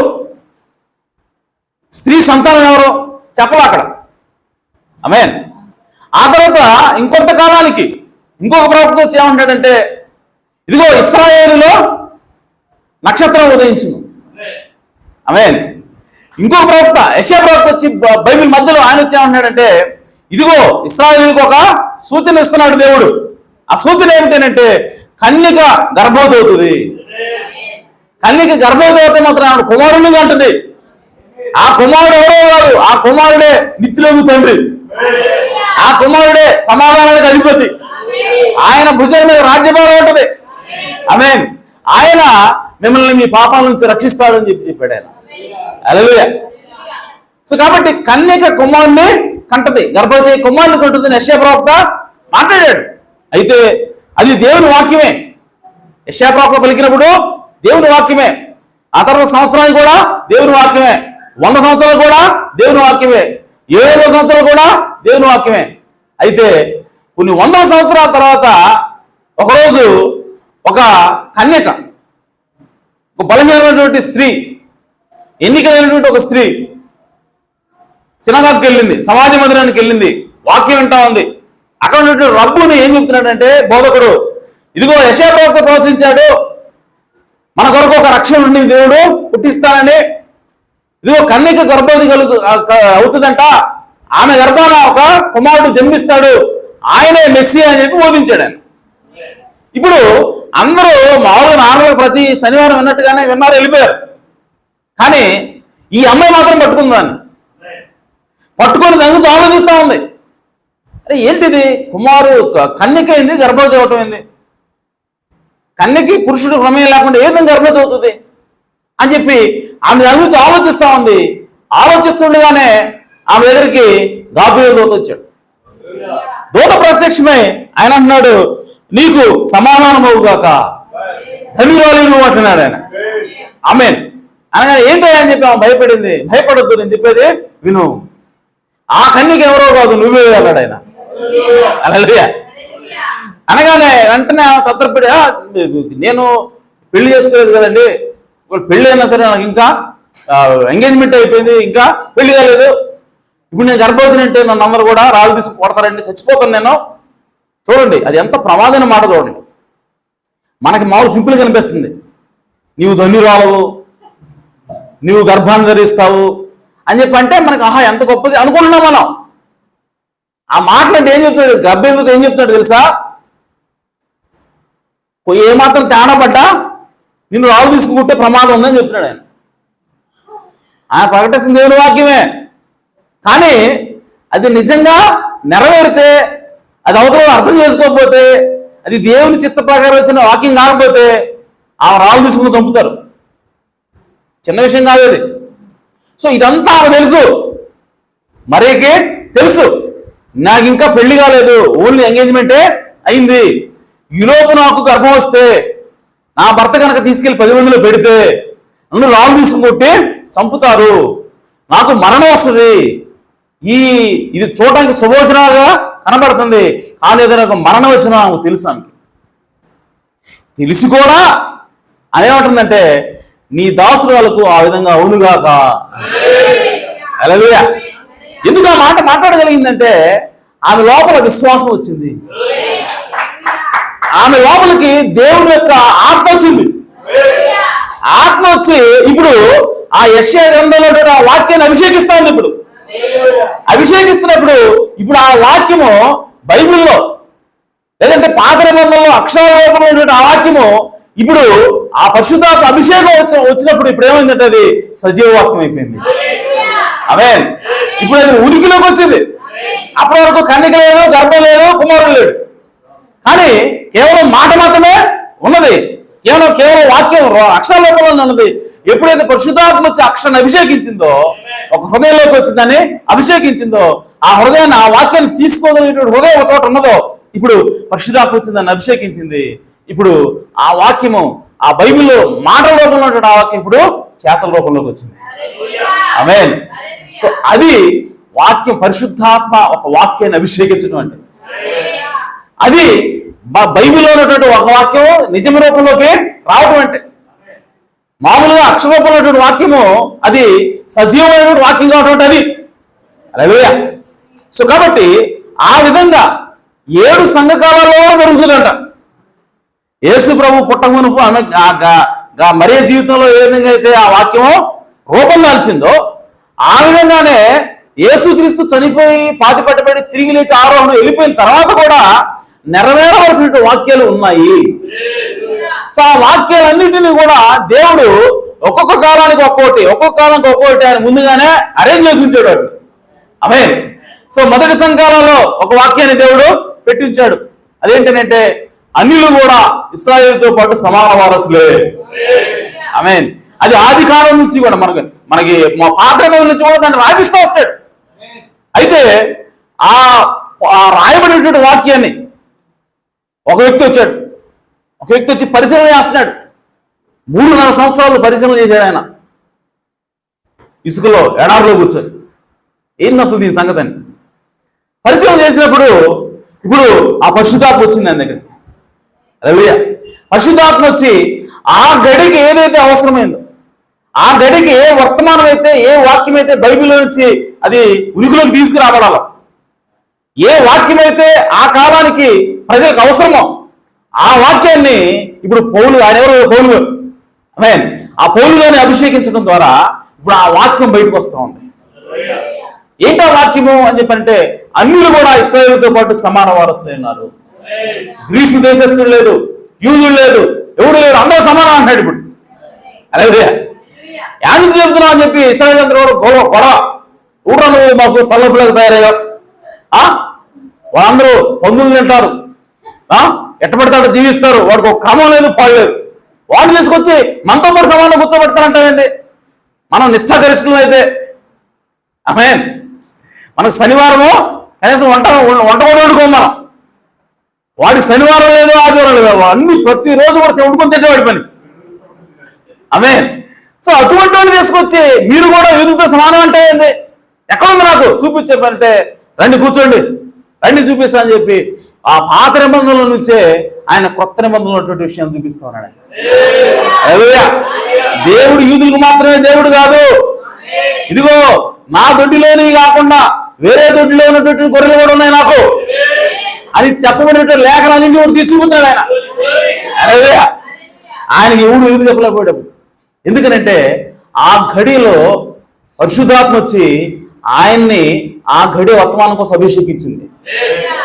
కాబట్టి ఆ గడికి, ఆ కాలానికి ఎవర్రా పాస్టర్ గారు సంఘం మొత్తానికి, ప్రపంచంలో సంఘం మొత్తానికి పాస్టర్ ఎవరు అంటే పౌలు గారే. హల్లెలూయా.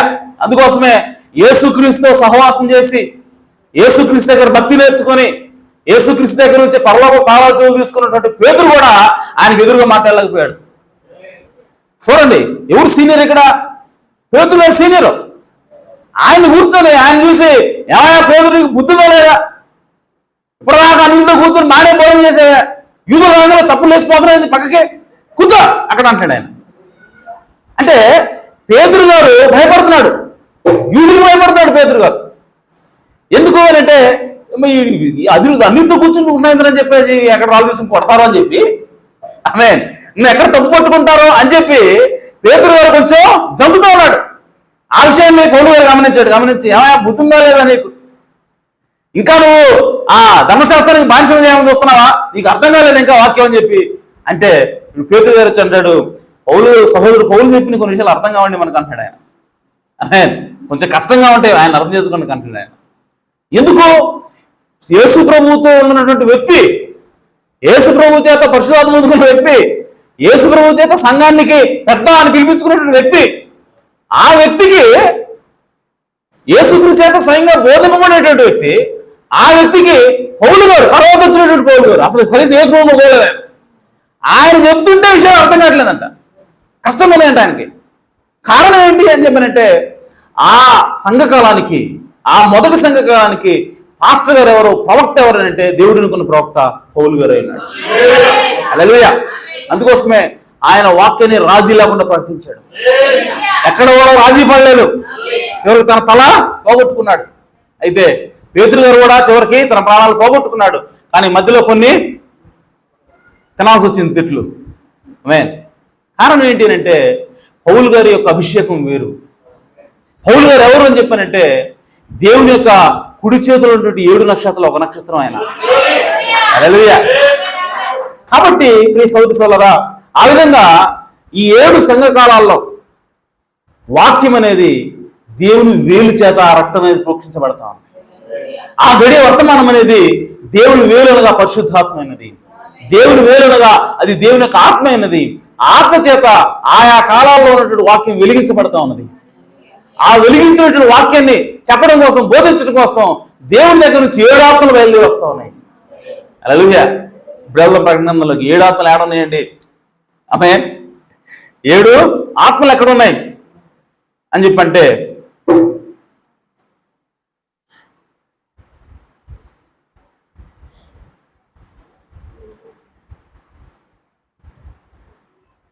ప్రకటన గ్రంథం 1వ అధ్యాయం.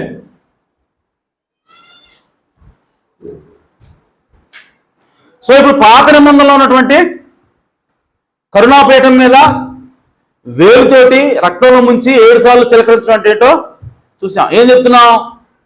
7 సంఘకాలాలు ఉన్నాయి. 7 సంఘకాలాల్లో దేవుని యొక్క సంఘం ఉన్నది. ఆ సంఘంలో ఒక్కొక్క కాలానికి ఒక్కొక్క వాక్యాన్ని దేవుడు అభిషేకించి పంపిస్తాడని చెప్పాం. ఇవన్నీ పాత నిబంధనలో ఉందని చూసి ఇన్ని ఎట్ట చదువుతున్నావు నువ్వు? కొత్త నిబంధనలో ఆధారం ఉందా అని అడిగితే పదండి, ప్రకటన గ్రంథం 1వ అధ్యాయము 13 వచ్చినట్టు చదవండి.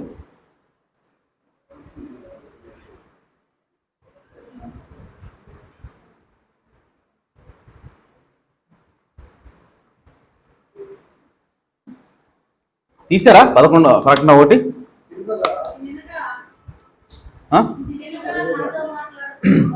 నాతో మాట్లాడుతున్న స్వరం ఏమిటో అని చూడ తిరుగగా 7 సువర్ణ దీప స్తంభములను, ఆ దీప స్తంభముల మధ్యను మనుష్య కుమారుని పోలిన ఒకరిని చూచితిని. ఆయన తన పాదముల మట్టుకు దిగుచున్న వస్త్రములు ధరించుకొని రొమ్ముకు బంగారు దట్టి కట్టుకుని ఉండెను. ఆయన తలయు తల వెంట్రుకలను తెల్లని ఉనిని పోలినవై హిమవంత ధవళముగా ఉండెను. ఆయన నేత్రములు అగ్ని జ్వాలల వలె ఉండెను. ఆయన పాదములు కొలిమిలో పుటం వేయబడి మెరచున్న అపరంజితో సమానమై ఉండెను. అపరంజి అంటే ఇక్కడ మాలో ఏంటి అర్థం? బంగారమేనా? సో బంగారంతో పుటంలో వేయబడిన, బంగారంలో పాదములు కొలిమిలో పుటం వేయబడి మెరచున్న అపరంజితో సమానమై ఉండెను. ఆయన కంఠస్వరం విస్తార జల ప్రవాహాల వలె ఉండెను. 16వ వచనం. ఆయన తన కుడి చేత 7 నక్షత్రములు పట్టుకొని ఉండెను. ఆయన నోటి నుండి, చేతిలోనేమో 7 నక్షత్రాలు, చెయ్యి 7 నక్షత్రాలు. ఆయన నోరు నుంచి, ఇప్పుడు నోరు నుంచి 2 అంచులు గల వాడి అని కట్టు ఒకటి బయలు వెళ్ళొచ్చుండెను. చెయ్యి, నోరు, ముఖము. ఆయన ముఖం మహా తేజస్సుతో ప్రకాశించున్న సూర్యుని వలె ఉండెను. ఆమేన్. చూడండి, ఈయనెవరు? ఆమేన్. ఈయనెవరు అని చెప్పానంటే, ఇంకా కింద చదివితే 19వ వచనం. కాగా నీవు చూచిన వాటిని, ఉన్న వాటిని, వీటి వెంట కలగబో వాటిని. ఇప్పుడు దేవుడు ఏం చూపించాడట? ఇప్పుడు దేవుడు ఏదైతే చూపించాడు ఏంటి? చెయ్యి నక్షత్రాలు, నోరు ఖడ్గము, ఆమేన్, ముఖము సూర్యుని తేజస్సు. సో ఇవన్నీ ఏంటంట అనంటే, ఇప్పుడు 19వ వచనం చెప్తున్నాడు, కాగా నీవు చూచిన వాటిని, ఉన్న వాటిని, కేవలం చూసినవి కాదంటే నిజంగా ఉన్నాయంట. అంటే అబద్ధం కాదని చెప్తాడు దేవుడు. ఆమేన్. ఉన్న వాటిని, వీటి వెంట కలగబో వాటిని, అంటే నువ్వు చూసావు అంటే ఇప్పుడు జరుగుతున్నాయి. ఆమేన్. అలాగే ఇవి జరగబోయే కొన్ని ఉన్నాయి. అనగా ఏంటి? ఉన్నాయి, జరగబోతున్నాయి ఏంటి అని చెప్పానంటే చూడండి, నా కుడి చేతిలో నీవు చూసిన 7 నక్షత్రంలో కూర్చున్న మర్మము, ఆ 7 సువర్ణ దీపస్తంభముల సంగతి రాయము. ఇప్పుడు కుడి చేతిలో ఉన్నటువంటి 7 నక్షత్రాల గురించి, అలాగే సువర్ణ దీపస్తంభముల గురించి చెప్తున్నాడు. ఏంటంట? ఆ 7 నక్షత్రములు 7 సంఘములకు దూతలు, ఆ 7 దీపస్తంభములు 7 సంఘములు. హల్లెలూయా. సో ఇప్పుడు దేవుడు యేసుక్రీస్తు జరగబోయేటువంటి సంగతులు చూపిస్తున్నాడు. చూపిస్తూ కుడి చేతిలో 7 నక్షత్రాలు ఉన్నాయని చెప్పంటున్నాడు. ఆ కుడి చేతిలో 7 నక్షత్రాలు ఏంటి అని చెప్పనంటే 7 సంఘకాలాలకి పంపబడబోయేటువంటి దూతలు. అంటే ఈ దీపస్తంభాలు దేనికి సాదృశ్యం? సంఘాలకి సాదృశ్యము. అంటే 7 సంఘాలు ఉన్నాయని, ఈ 7 సంఘాలకి కూడా 7 దూతలు నేను పంపుతానని దేవుడు చెప్తున్నాడు. ఆమేన్. దీన్నే మన ప్రవక్త తీసుకొని ఏమన్నాడంటే, సంఘాలు అంటే అది ఆసియాలో ఉన్నటువంటి కేవలం ఆ సంఘం మాత్రమే కాదు, భౌతికంగా ఆత్మీయంగా మనం చూసుకుంటే ఒక్కొక్క సంఘము ఒక్కొక్క సంఘకాలానికి సాదృశ్యమైనది. ఆమేన్. సో ఆ సంఘకాలంలో ఏ ప్రజలైతే రక్షించబడతా ఉన్నారో, ఏ ప్రజలైతే దేవుని చేత ఎన్నిక చేయబడ్డారో వాళ్ళందరూ కూడా దేవుని సంఘమై ఉన్నారు. సో ఆ సంఘాన్ని రక్షించడం కోసము, ఆ సంఘానికి వాక్యం చెప్పడం కోసము ఆ గడియ వర్తమానం ఇచ్చి, ఆ గడియ వర్తమానాన్ని ఆ దేవుని యొక్క ఆత్మ చేత అభిషేకించి, ఆమేన్, ఆ నక్షత్రాన్ని పంపిస్తా ఉన్నాడు దేవుడు. ఆ నక్షత్రం ఏంటంటే ఆ గడియ వర్తమానికుడు అన్నాడు. కాబట్టి ఇప్పుడు 7 సంఘకాలాలు ఉన్నాయి. ఆమేన్. అలాగే ఆ 7 సంఘకాలాలకి దేవుని చేత పంపబడేటువంటి 7 నక్షత్రాలు కూడా ఉన్నాయి. ఆ నక్షత్రాలు ఏంటంటే దూతలై ఉన్నారు. దూతలు అంటే పైనుంచి దిగి వచ్చేటువంటి దేవతలు కాదు. దూత అనగా వర్తమానికుడు అని అర్థం. ఏంజల్ అంటే వర్తమానికుడు అని అర్థం. కేవలం మనం ఏంజల్ అనగానే, దూత అనగానే పరలోకంలో ఉన్నటువంటి దేవతలని మనం అనుకుంటాం. కానీ బైబిల్లో 2 రకాలుగా వాడబడుతుంది. ఏంజల్ అంటే క్యాపిటల్ లెటర్ ఏతో రాస్తేనేమో అది పరలోకంలో ఉన్నటువంటి దూత, స్మాల్ ఏతో రాస్తేనేమో అది భూ సంబంధమైనటువంటి దేవుని ప్రజలు, దేవుని యొక్క వర్తమానికులని అర్థము. ఆమేన్. సో కాబట్టి ఇక్కడ మనకి ఏం అర్థమవుతోంది అని చెప్పానంటే 7 సంఘకాలు బైబిల్లో ఉన్నాయి. ప్రవక్త సొంతం కల్పించలేదు. ఆ 7 సంఘకాలాల్లో 7 వర్తమానికులు ఉన్నారు. అది కూడా బైబిల్లోనే ఉన్నది. 7 నక్షత్రాలు అనేది దేవుడు చెప్తున్నాడు. ఆ నక్షత్రాలు ఏంటో దూతలని కూడా ఆయనే చెప్పాడు. సో కాబట్టి ఈరోజు ప్రియ సోదరి సోదరా, ఆ 7 సంఘకాలాలకి 7 వర్తమానికులు ఉంటే ఆ వర్తమానికులకి వర్తమానాన్ని ఇచ్చేది ఎవరు అని చెప్పానంటే ప్రియ సోదరి సోదరా, దేవుని యొక్క ఆత్మ ద్వారా. ఆ 7 ఆత్మలు దేవుని చేతిలో ఉన్నాయి, దేవుని దగ్గర ఉన్నాయి. ఆ 7 ఆత్మలే ఇప్పుడు 7 దేవదూతలు, 7 దూతల్ని అభిషేకిస్తా ఉన్నాయి. ఆమేన్. ఆ అభిషేకంతో వీళ్ళు సంఘం దగ్గరకు వస్తారు. వాళ్ళకి ఏదైతే వాక్యం ఇవ్వబడిందో పౌలు గారి లాగా ఆ వాక్యాన్ని ఆ కాలంలో బోధిస్తారు. ఆ వాక్యాన్ని ఎవరైతే అంగీకరిస్తారో వాళ్ళు ఆ సంఘకాలంలో విజయం సాధించిన వాళ్ళు. ఆమేన్. అందుకోసమే ప్రతి సంఘకాలానికి చివరిలో ఏం చెప్తున్నాడంటే, జయించువాడు ధన్యుడు, జయించేవాడికి ఫలాందిస్తా. ఆమేన్. జయించేవాడు ధన్యుడు, జయించేవాడికి ఈ కాలంలో ఇది ఇస్తా అని చెప్తున్నాడు. ఆమేన్. సో జయించేది ఎవరు? జయం పొందేవారు ఉంటారనే కదా అర్థం. ఆమేన్. ఒక సంఘకాలంలో జయించే వాళ్ళు ఉన్నారని చెప్పానంటే వాళ్ళకి దేవుడు ఒక బహుమానాన్ని ఇస్తానని చెప్పానంటే జయించని వాళ్ళు కూడా ఉంటారని అర్థం. హల్లెలూయా. సో ఈ జయించిన వాళ్ళు ఎవరు అంటే బుద్ధి లేని కనికలై ఉన్నారు. జయించే వాళ్ళు ఎవరు అంటే బుద్ధి గల కనికలై ఉన్నారు. హల్లెలూయా. సో కాబట్టి ప్రియ సోదరి సోదరా, 7 సంఘకాలాలు ఉన్నాయి. ఇది వాస్తవం. 7 సంఘకాలాలకి 7 వర్తమానికులు ఉన్నారు. ఇది కూడా సత్యమైనది, బైబిల్లో రాయబడి ఉన్నది అన్నమాట. అయితే ఇప్పుడు ఈ 7 సంఘకాలాలని మేము నమ్మో, 7 ప్రవక్తలు కూడా మేము నమ్మో అని చెప్పేవాళ్ళు. ఇప్పుడు మరి దీని అర్థం ఏంటి? 7 దూతలు ఎక్కడున్నారు? దేవుడు పంపిస్తానని చెప్పాడు. ఎవరు పంపించాడు? వాళ్ళు ఎవరో కూడా చెప్పాలి. ఆమేన్. మీరేం చెప్పినా సరే మాకు మాత్రం ఒకటే అర్థమైంది. అదేంటి అని అంటే 7 సంఘకాలాలకి 7 దూతలు దేవుడు ఆల్రెడీ పంపించాడు. వాళ్ళలో మొదటి సంఘకాల దూత ఎవరు అని అంటే పౌలు గారు అయి ఉన్నాడు. ఆమేన్. రెండవ సంఘకాల దూత ఎవరంటే ఐరేనియస్ అని ఉన్నాడు. మూడవ సంఘకాల దూత మార్టిన్ అయితే, నాలుగవ సంఘకాల దూత కొలంబా, ఐదవ సంఘకాల దూత మార్టిన్ లూథరు, ఆరవ సంఘకాల దూత జాన్ వెస్లీ, ఏడవ సంఘకాల దూత మేము నమ్ముతున్నాం విలియం మరియం బ్రాహ్మం. హల్లెలూయా. ఇది బైబిల్లో లేని వర్తమానం కాదు, ఇది బైబిల్లో ఉన్నటువంటి వర్తమానమైనది. హల్లెలూయా. సో ఈరోజు మనం తెలుసుకోవాల్సింది ఏంటి అని చెప్పానంటే, ఈ చివరి కాల వర్తమానికుడి పాత్ర ఏంటి, ఈ చివరి కాల వర్తమానికుడిని నమ్మకపోతే వచ్చే నష్టం ఏంది. ఆమేన్.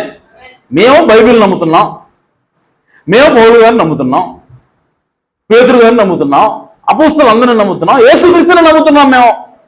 ఇక మాకు ఈ ప్రవక్త ఎందుకు, ఈ ప్రవక్తతో మాకు పని ఏంటి అన్నదానికి ఈరోజు మనం సమాధానం చెప్పాలి. హల్లెలూయా. బైబిల్ ఉండగా, యేసుక్రీస్తు ఉండగా, ప్రవక్తలందరూ ఉండగా, అపోస్తలులందరూ ఉండగా, పౌలు గారు కూడా అక్కడే ఉండగా, ఇక ఈ ప్రాణంతో మనకు పని ఏంటి అనంటే, దేవుడే రాశాడు. ఏమని రాశాడు అనంటే, 7 సంఘాలు ఉన్నాయి, ఆ సంఘాలకి 7 దూతలను నేను పంపిస్తున్నాను. ఎందుకు పంపిస్తున్నాను? పని లేక నేను పంపించట్లేదు. ఆ వర్తమానికుడు వచ్చాడు అని అంటే ఆ కాలంలో ఉన్నవాడు ఆ వర్తమానికుడిని అంగీకరించాల్సిందే. హల్లెలూయా. అంగీకరించనయ్యా, నాకే సంబంధం, పౌలు గారు ఉన్నాడు కదా, యేసుప్రభు ఉన్నాడు కదా పని అంటే, ఆ పౌలు గారిని పంపించింది ఎవరు? నేనే. పేతురు గారిని పంపించింది ఎవరు? నువ్వే ప్రభువా. అలాగే ప్రాణంగాన్ని పంపించింది కూడా నేనే. ఎలా ప్రభువా, ఎక్కడుంది అని అంటే, ప్రకటన గ్రంథం ఉంది కదా, చెప్పాను కదా నేను. ఆమేన్. వాళ్ళు 7 దూతలు ఉన్నారు కానీ ఎవరు మాకు తెలియదు కదా అని చెప్పంటే, చెప్పేవాళ్ళు ఉన్నారు కదా, చెప్పినప్పుడు వినాలి కదా నువ్వు. ఆమేన్. నేను నీకు చెప్పకపోతే నువ్వు అనాలా. ప్రపంచం మొత్తం వాళ్ళు మొత్తుకుంటున్నారు, వాళ్ళకు పేరు పెట్టారు వధువు సంఘం అని. ఆమేన్. వాళ్ళందరూ కూడా 7 సంఘాలకి 7 దూతలు అని చెప్పి మొత్తుకుని చెప్తా ఉంటే, వాళ్ళ బ్రాహ్మణులని అద్దని ఇదని ఎగతాళి చేశారు కదా. ఏంటి, ఒక్కసారైనా పరిశీలించావా? 7 నక్షత్రాలు ఏంటి, 7 దూతలు ఏంటి అని చెప్పి ఏ రోజైనా దాని గురించి ఆలోచించావా? సరే, వాళ్ళు చెప్పింది నమ్మలేదు, నీకు తెలిసిన దూతలు ఉండాలి కదా, నువ్వు ఒక లిస్టు పెట్టాలి కదా. ఆయనేనా ఏంది ప్రభువా, ఇదిగో మాకు కూడా ఉన్న ఒక లిస్టు ఉందని చెప్పి నీ లిస్టు నువ్వు పెట్టాలి కదా. నువ్వు పెట్టవు. ఏంటి, ఆ 7 దూతల పేర్లు నువ్వు చెప్పవు, చెప్పేవాడు చెబుతుంటే నువ్వు వినవు. ఎట్లా మరి? సో కాబట్టి ఈరోజు ఆ 7 వర్తమానికులు, అందులో మరి ముఖ్యంగా 7వ వర్తమానికుడు అనగా ఈ గడికి పంపబడేటువంటి వర్తమానికుడిని మనం నమ్మకపోతే వచ్చే నష్టం ఏంటి? ఆమేన్. సో దాన్ని తెలుసుకోవడానికి ముందుగా మనకి బైబిల్లో అంటే ఓపెన్ గా ఉన్నటువంటి వాక్యం ఉంది, ముద్ర వేయబడినటువంటి వాక్యం కూడా ఉన్నది, తెరవబడినటువంటి వాక్యం ఉన్నది, మూయబడినటువంటి వాక్యం కూడా ఉన్నది. దేవుడు ఎందుకు మూసాడు అది తెలుసుకోవాలి ఈరోజు. ఆమేన్. ఎందుకు దేవుడు ఓపెన్ చేస్తున్నాడు కొన్నింటిని, కొన్ని ఎందుకు దేవుడు మోస్తున్నాడు. మూయటం మాత్రమే కాదు, ఆయన అన్నాడు తగిన కాలం నేను దాన్ని ఓపెన్ చేస్తానంటాడు. మూసింది దేనికోసం? ఓపెన్ చేయడానికే. హల్లెలూయా. లేకపోతే మూయాల్సిన అవసరం లేదు ఆయనకి. ఆమేన్. సో కొంతకాలం వరకు అది ముయ్యబడాలి, చివరి కాలంలో అది తెరవబడాలని దానియేలుకి చెప్పాడు. ఆమేన్. ఇర్మియాకి చెప్పాడు. ఆమేన్. అలాగే యెషయాకి, అన్ని ప్రతి గ్రంథంలో కూడా దానికి సంబంధించిన ప్రస్తావన ఉంటానే ఉంది. అలాగే చివరి కాలంలో కూడా ఈ ప్రకటన గ్రంథంలో కూడా చెప్తాను. ప్రకటన 10వ అధ్యాయంలోకి వచ్చేసరికి ఆయన అంటున్నాడు, ఇదిగో 7వ దూత పలుకు దినములలో సమస్త మర్మం కూడా సమాప్తం అవుతుంది, మర్మాలన్నీ కూడా తెరవబడతాయి. అలాగే ఇంకా ఏమంటున్నాడు ఆయన, మొదటి ముద్ర విప్పినప్పుడు. ఇప్పుడు ప్రకటన గ్రంథం మొదట్లో వచ్చేసరికి ఈ యోహాను ఏమంటున్నాడు అని అంటే, ఇదిగో యోహాను ఉరుములు ఉరిగినప్పుడు. ఆమేన్. ఈయన ఈ దూత, బలిష్ఠుడైన దూత వచ్చి, ఒకసారి చూద్దాం 10వ అధ్యాయం ఒకసారి వెళ్ళండి. అంటే నేనేం చెప్తున్నానంటే, బైబిల్లో ఓపెన్గా అందరికీ కనబడేటువంటి వాక్యం ఉన్నది, అలాగే ఎవరికీ కనబడకుండా మూయబడేటువంటి వాక్యం కూడా ఉన్నది. ఆమేన్. అవి ఎందుకున్నాయో మనం తెలుసుకోవాలి. హల్లెలూయా. సో ప్రకటన గ్రంథం 10వ అధ్యాయం 1వ వచనం నుంచి చదవండి.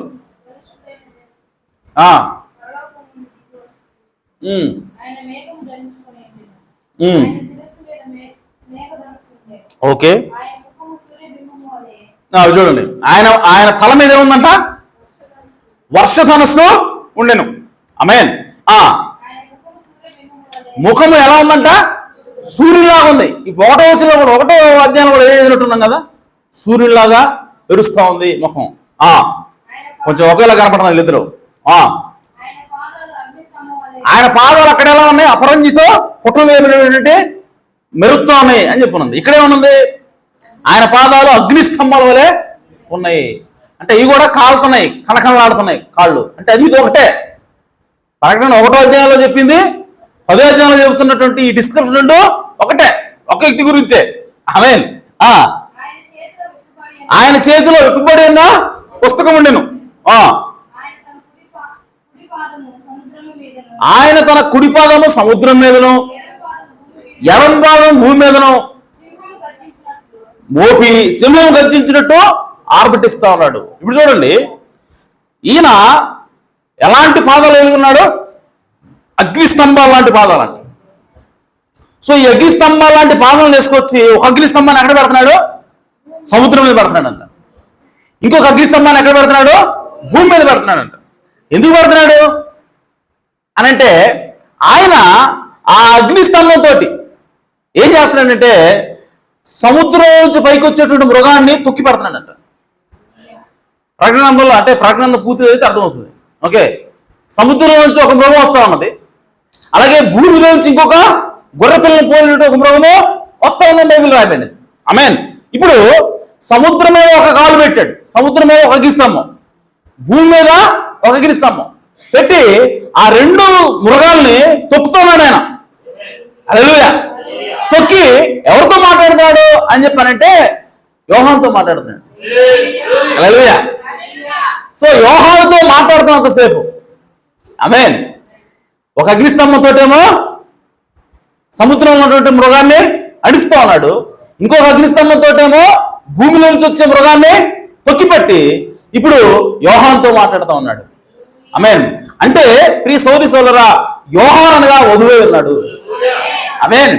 సో ఈ దూత, ఈ ప్రధాన దూత, శక్తివంతుడు దూత ఎవరితో మాట్లాడుతున్నాడంటే వధువుతో మాట్లాడుతూ ఉన్నాడు. వధువుతో ఆయన మాట్లాడుతున్నప్పుడు ఆ తెరిచినటువంటి పుస్తకాన్ని తీసుకొచ్చి వధువుకి ఇస్తున్నప్పుడు ఇప్పుడు ఏమవుతా ఉంది అని చెప్పానంటే అక్కడ సముద్రంలో ఉన్నటువంటి క్రూరమృగాన్ని ఆయన అగ్నిస్తంభం చేత తొక్కుతూ ఉన్నాడు. అలాగే భూమి నుంచి వచ్చేటువంటి క్రూరమృగాన్ని అగ్నిస్తంభం చేత తొక్కుతూ ఉన్నాడు. అనగా భూమి నుంచి వచ్చే క్రూరమృగం ఏమిటి అని చెప్పానంటే ప్రపంచ సంఘ సమాఖ్య అయినది. ఆమేన్. ఏంటది? ప్రపంచ సంఘ సమాఖ్య. సో ఆ శక్తిని దేవుడు అగ్నిస్తంభం చేత తొక్కుతూ ఉన్నాడు. ఆమేన్. ఈరోజు ఈ వరల్డ్ చర్చ్ కౌన్సిల్ని, సంఘ సమాఖ్యని వధువు జయించాలంటే అగ్నిస్తంభ పరిచర్య కావాలి. ఇప్పుడు ఆమేన్. అగ్నిస్తంభంతో నిరూపించబడినటువంటి వాక్యం కావాలి మనకి. హల్లెలూయా. అలాగే ఇంకో చోట నుంచి సముద్రం నుంచి పైకి వస్తా ఉంది మృగం. ఆ మృగం ఏంటంటే అది రోమన్ క్యాథలిక్ అయినది. హల్లెలూయా. సో ఆ మృగం కూడా మనం జయించాలంటే అగ్నిస్తంభ పరిచర్య అవసరమైనది. అనగా ఈ అగ్నిస్తంభ పరిచర్యతోటి, ఈ అగ్నిస్తంభ వాక్యంతో ఇప్పుడు ఇటు రోమన్ క్యాథలిక్ ని, ఆమేన్, ఇటు వరల్డ్ చర్చ్ కౌన్సిల్ ని ఈ వధువు అణిచి ఉంచగలుగుతుంది. ఆమేన్. ఈరోజు ఈ రెండు మృగాలు నువ్వు జయించాలంటే ఆమేన్ ఈ వధువుకి ఉన్నటువంటి వాక్యం అవసరమైనది. అగ్నిస్తంభ పరిచర్య నీకు అవసరమైనది. అగ్నిస్తంభం చేత నిరూపించి దేవుడిచ్చినటువంటి వాక్యం అవసరమైనది. హల్లెలూయా. అలాగే కింద చదవండి ఇంకా 3వ వచనం. సింహము గర్జించినట్లు గొప్ప శబ్దంతో ఆర్భటించాడంట, అరిచాడంట ఆయన. ఆమేన్. ఆయన నోటి నుంచి ఏమొస్తున్నాయి?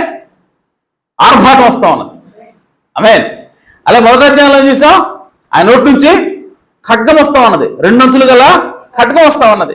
ఆమేన్. ఆర్భటించాడు. ఆర్భటించినప్పుడు ఏమొచ్చినాయంట? 7 ఉరుములు వచ్చినాయి. 7 ఉరుములు వాటి శబ్దంలో పలికినాయి.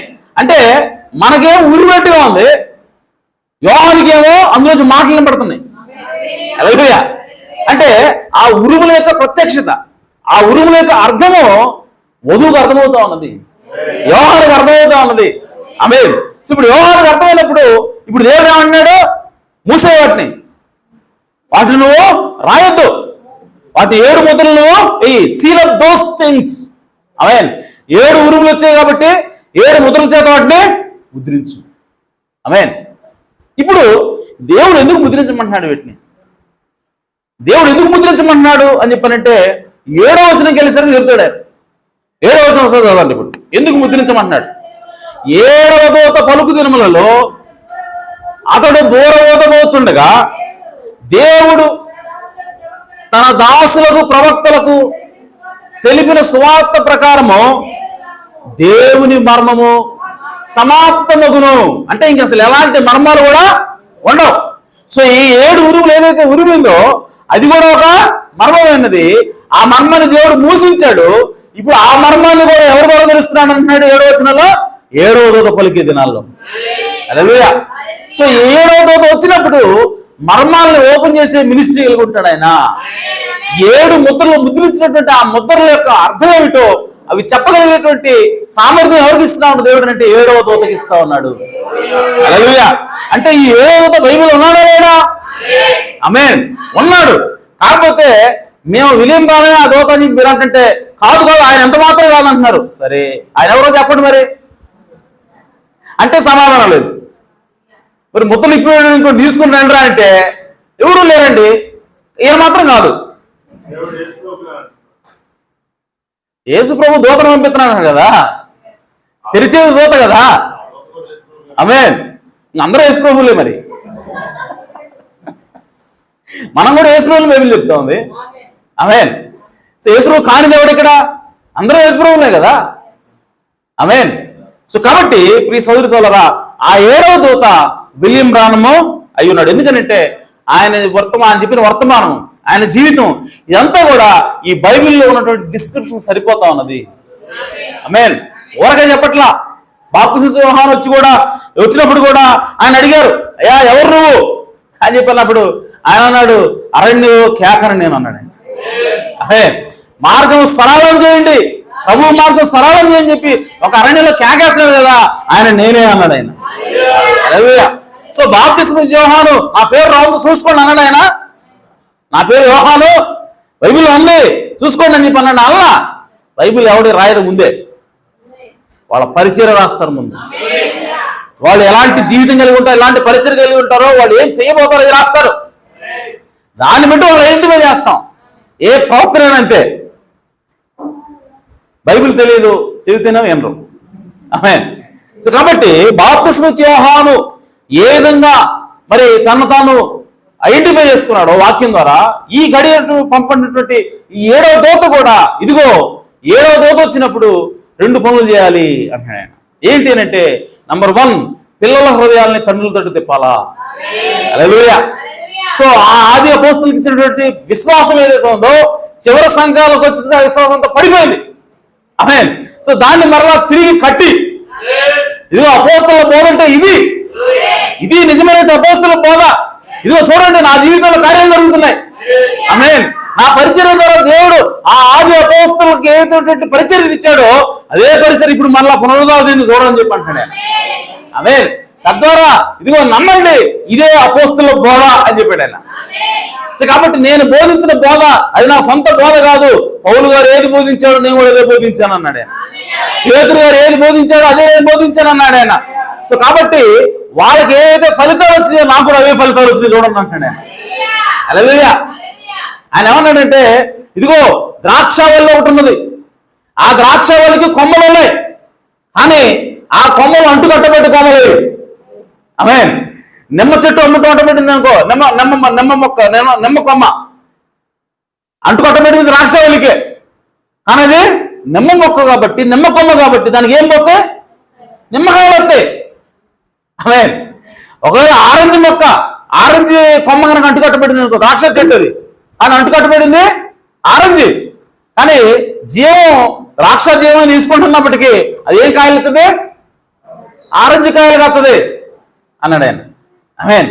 అయితే ఆదిలో ద్రాక్షవల్లి ఉన్నది, ఆ ద్రాక్ష చెట్టుకే మొలిసినటువంటి ఒక కొమ్మ ఉన్నది. అలాగే అది ఏం కాయలు కాసిందంటే ద్రాక్ష కాయలు కాసింది. ఆమేన్. ఆ కొమ్మ ఏదో కాదు అపోస్తల బోధ అన్నాడు ఆయన. హల్లెలూయా. సో ఆ యేసుక్రీస్తు చనిపోయినటువంటి మొదట్లో ఆయన ఆరోహణ వెళ్ళిపోయిన తర్వాత మొట్టమొదట యేసుక్రీస్తు అనేటువంటి ఆ ద్రాక్షావళి నుంచి అందులో నుంచి ఉద్భవించినటువంటి అందులో భాగమైనటువంటి ఒక కొమ్మ బయటకు వచ్చింది. అది ద్రాక్షావళిని, అది ద్రాక్ష తీగను బయటకు తీసుకొచ్చింది. అందులోంచి వచ్చిన కాయలు ద్రాక్ష కాయలు అన్నాడు. ఆమేన్. ఇప్పుడు ఏడో సంఘాలలో ఉన్నాం మనం. యేసుక్రీస్తు ఆ మొక్క, ఆ కొమ్మ వచ్చి 2000 సంవత్సరాలు అయిపోయింది. ఆ కొమ్మను మర్చిపోయాం. ద్రాక్షకాయలు వేసింది ఒకప్పుడు ఆ కొమ్మ.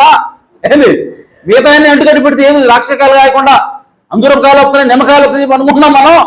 ఆమేన్. అయితే ఆ కొమ్మ గనక, ఆ ద్రాక్ష కొమ్మ గనక, ఆ ద్రాక్ష మొద్దు గనక ఇంకొక కొమ్మనేస్తే, తనకు తాను ఇంకొక కొమ్మనేస్తే ఆ కొమ్మలోంచి వచ్చే కాయలు ఖచ్చితంగా ద్రాక్ష కాయలు ఏమిటి అన్నాడు. హల్లెలూయా. సో ఆ కొమ్మ వచ్చే సమయం ఇదే. ఆమేన్. అనగా ఆ మడుగును పడిపోయినటువంటి ఆది అపోస్తల బోధ, మడుగు పడిపోయినటువంటి ఆది అపోస్తల కార్యాలు, అవన్నీ కూడా తిరిగి మరలా ఎగ్జాక్ట్ గా అదే జీవంతో అదే ఫలాలతో వచ్చేటువంటి సమయం ఇదే ప్రవక్త అన్నాడు. హల్లెలూయా. చెప్పటే కాదు, నిరూపించి చూపించాడు ఆయన.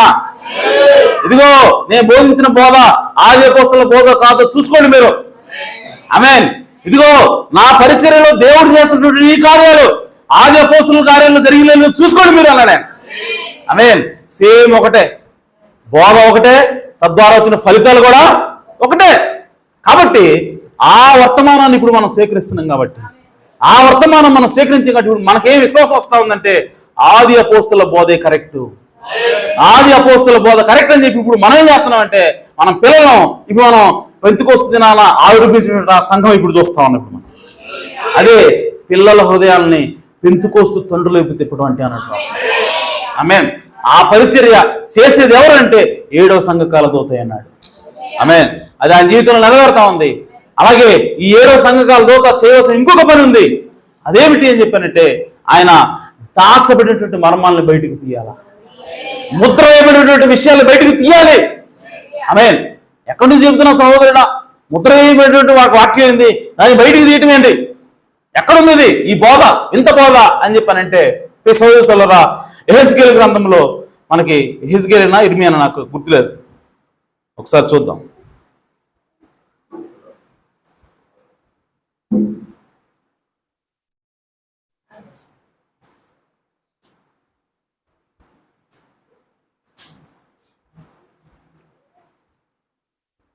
మట్టి కుండలో పెట్టేది ఎక్కడ?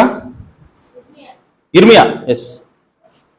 సో ఆ స్టోరీ మేము తెలుసు కదా. ఇర్మియా ఏం చేస్తున్నాడు, ఒక పొలాన్ని విడిపించాడు, తన బంధువుని విడిపించి ఇప్పుడు ఆ పొలాన్ని విడిపించినట్టుగా పత్రాలు తీసుకుంటాడు ఆయన. ఆమేన్. మీరు కనుక అక్కడ చదివితే అక్కడ ఏముంటుందంటే అక్కడ 2 రకాల పత్రాలు ఉన్నాయి మనకి. ఒక పత్రం ఏమో ఓపెన్ పత్రం, ఇంకొక పత్రం ఏమో ముద్ర వేయబడినటువంటి పత్రం. ఆమేన్. ఇప్పుడు ఆ 2 పత్రాలు తీసుకుంటాడు ఆయన, తీసుకొని ఒక మట్టి కొండలో ఆయన భద్రపరిచాడు. అయితే ఇప్పుడు ఆ ఓపెన్ పత్రం అంటే ఏంటి, అందరూ చదవగలిగేటువంటి పత్రం. అది ముద్ర వేయబడిన పత్రం అంటే ఏంటి, కేవలం అది విప్పబడినప్పుడు మాత్రమే చదవగల. కాబట్టి ఇప్పుడు వాక్యం అనేది 2 రకాలుగా ఉన్నది. బైబిల్ ఒకటే, కానీ అందులో సాధారణంగా అందరూ చదవగలిగేవి కొన్ని ఉంటాయి, అందరూ చదవగలిగి అర్థం చేసుకునేవి కొన్ని ఉంటాయి. కానీ 7 ముద్రల చేత ముద్ర వేయబడినటువంటి ఆ ఉరుగులు ఏం చెప్పినా నీకు తెలియదు. ఆమేన్. ఈరోజు అనొచ్చు, అరే ఇంద్రబాయ్ ముద్ర వేసాడు దేవుడు. ఆమేన్. అది తెలియకపోతే ఏంటంటే నీకు వచ్చే నష్టం. ఆమేన్. అది తెలియకపోతే వచ్చే నష్టం ఏంటి, దాని గురించి తెలుసుకోవాల్సిన అవసరం ఏంటి. ఓపెన్ చేసి ఉందంటున్నావు కదా, నన్ను చూసుకో. ఓకే, చూసుకుంటే ఏమవుతుందో తెలుసా, బుద్ధి లేని కనికలు ఏది పెట్టింది అదే పట్టుద్ది. హల్లెలూయా. బుద్ధి లేని కనికల దగ్గర దీపం ఉంది, బుద్ధి గల కనికల దగ్గర కూడా దీపం ఉంది. కానీ ఎందుకు వీళ్ళు చూడలేకపోయారు యేసుక్రీస్తుని, ఎందుకు వీళ్ళు యేసుక్రీస్తుని కలుసుకోలేకపోయారు?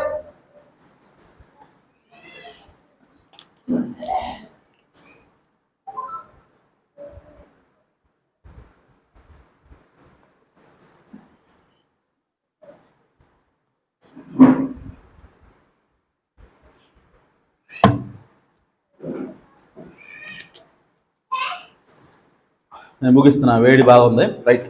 సో ఇప్పుడు బుద్ధిగల కన్యకలు ఎందుకు యేసుక్రీస్తుని కలుగుతున్నారు, ఎందుకు ఎవరిని కలుసుకున్నారు అని చెప్పానంటే వాళ్ళ దగ్గర దాచబడినటువంటి నూనె ఉన్నది.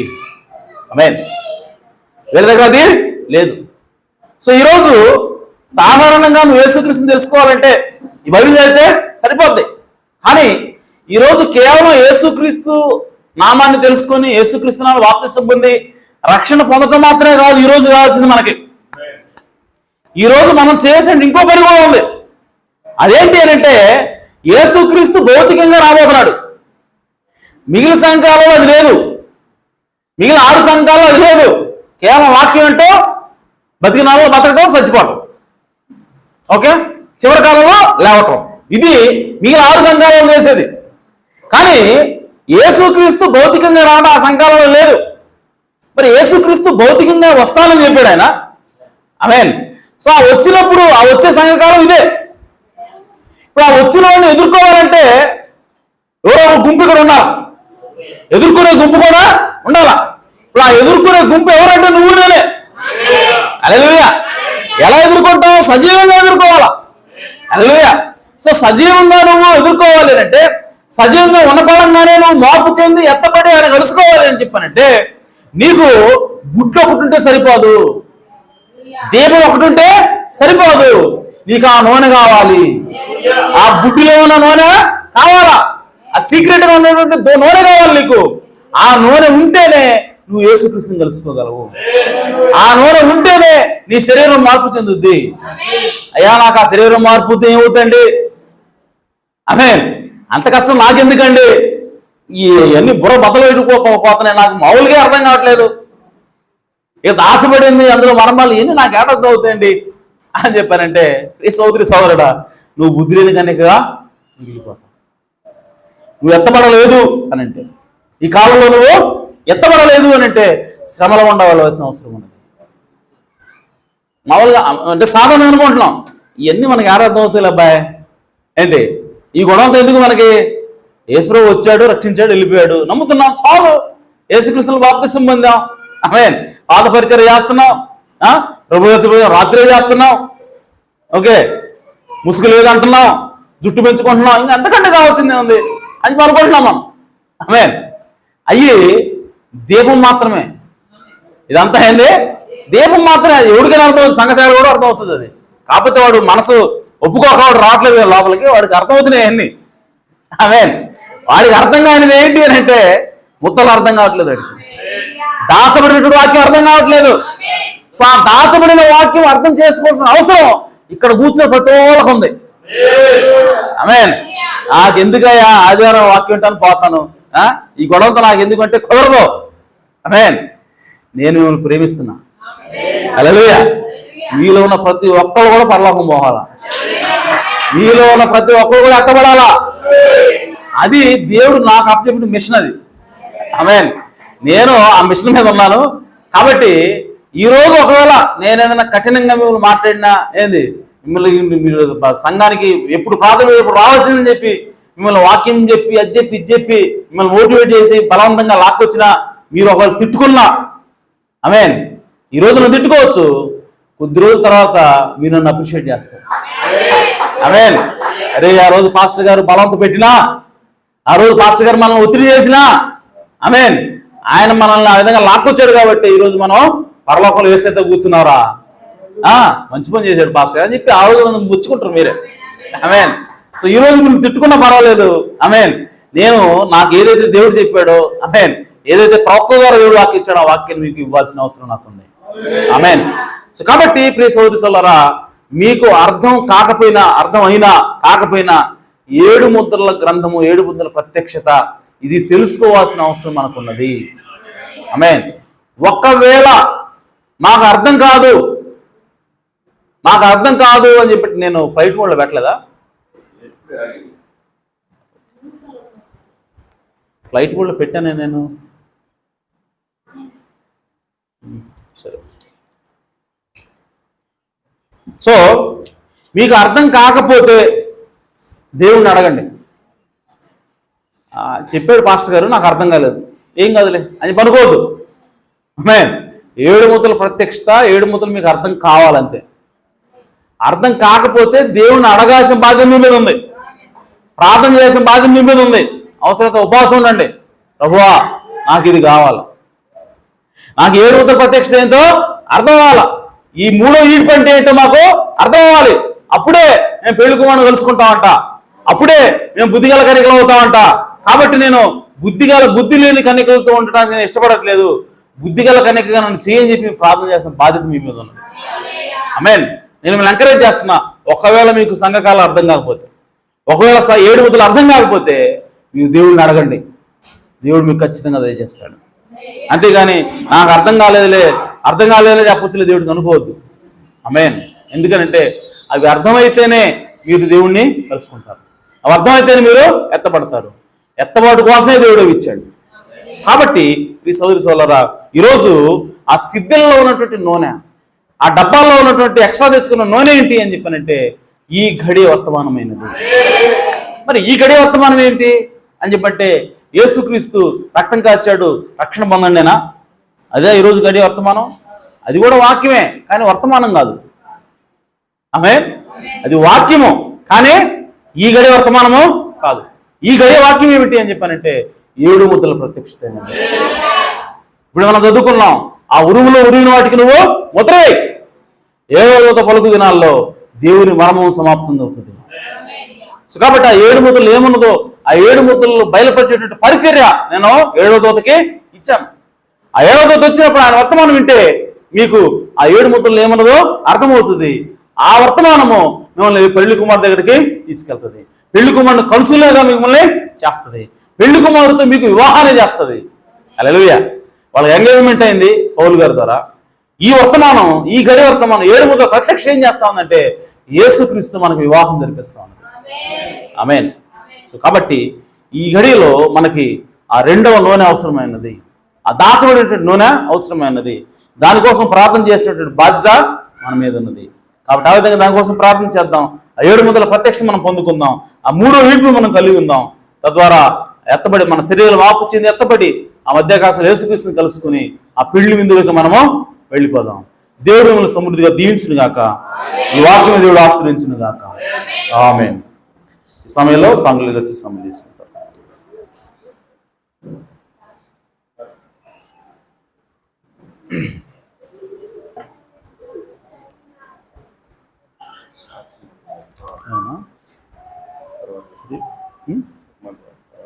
ఇప్పుడు ఈరోజు చెప్పాలా, నెక్స్ట్ వీక్ చెప్పకూడదా?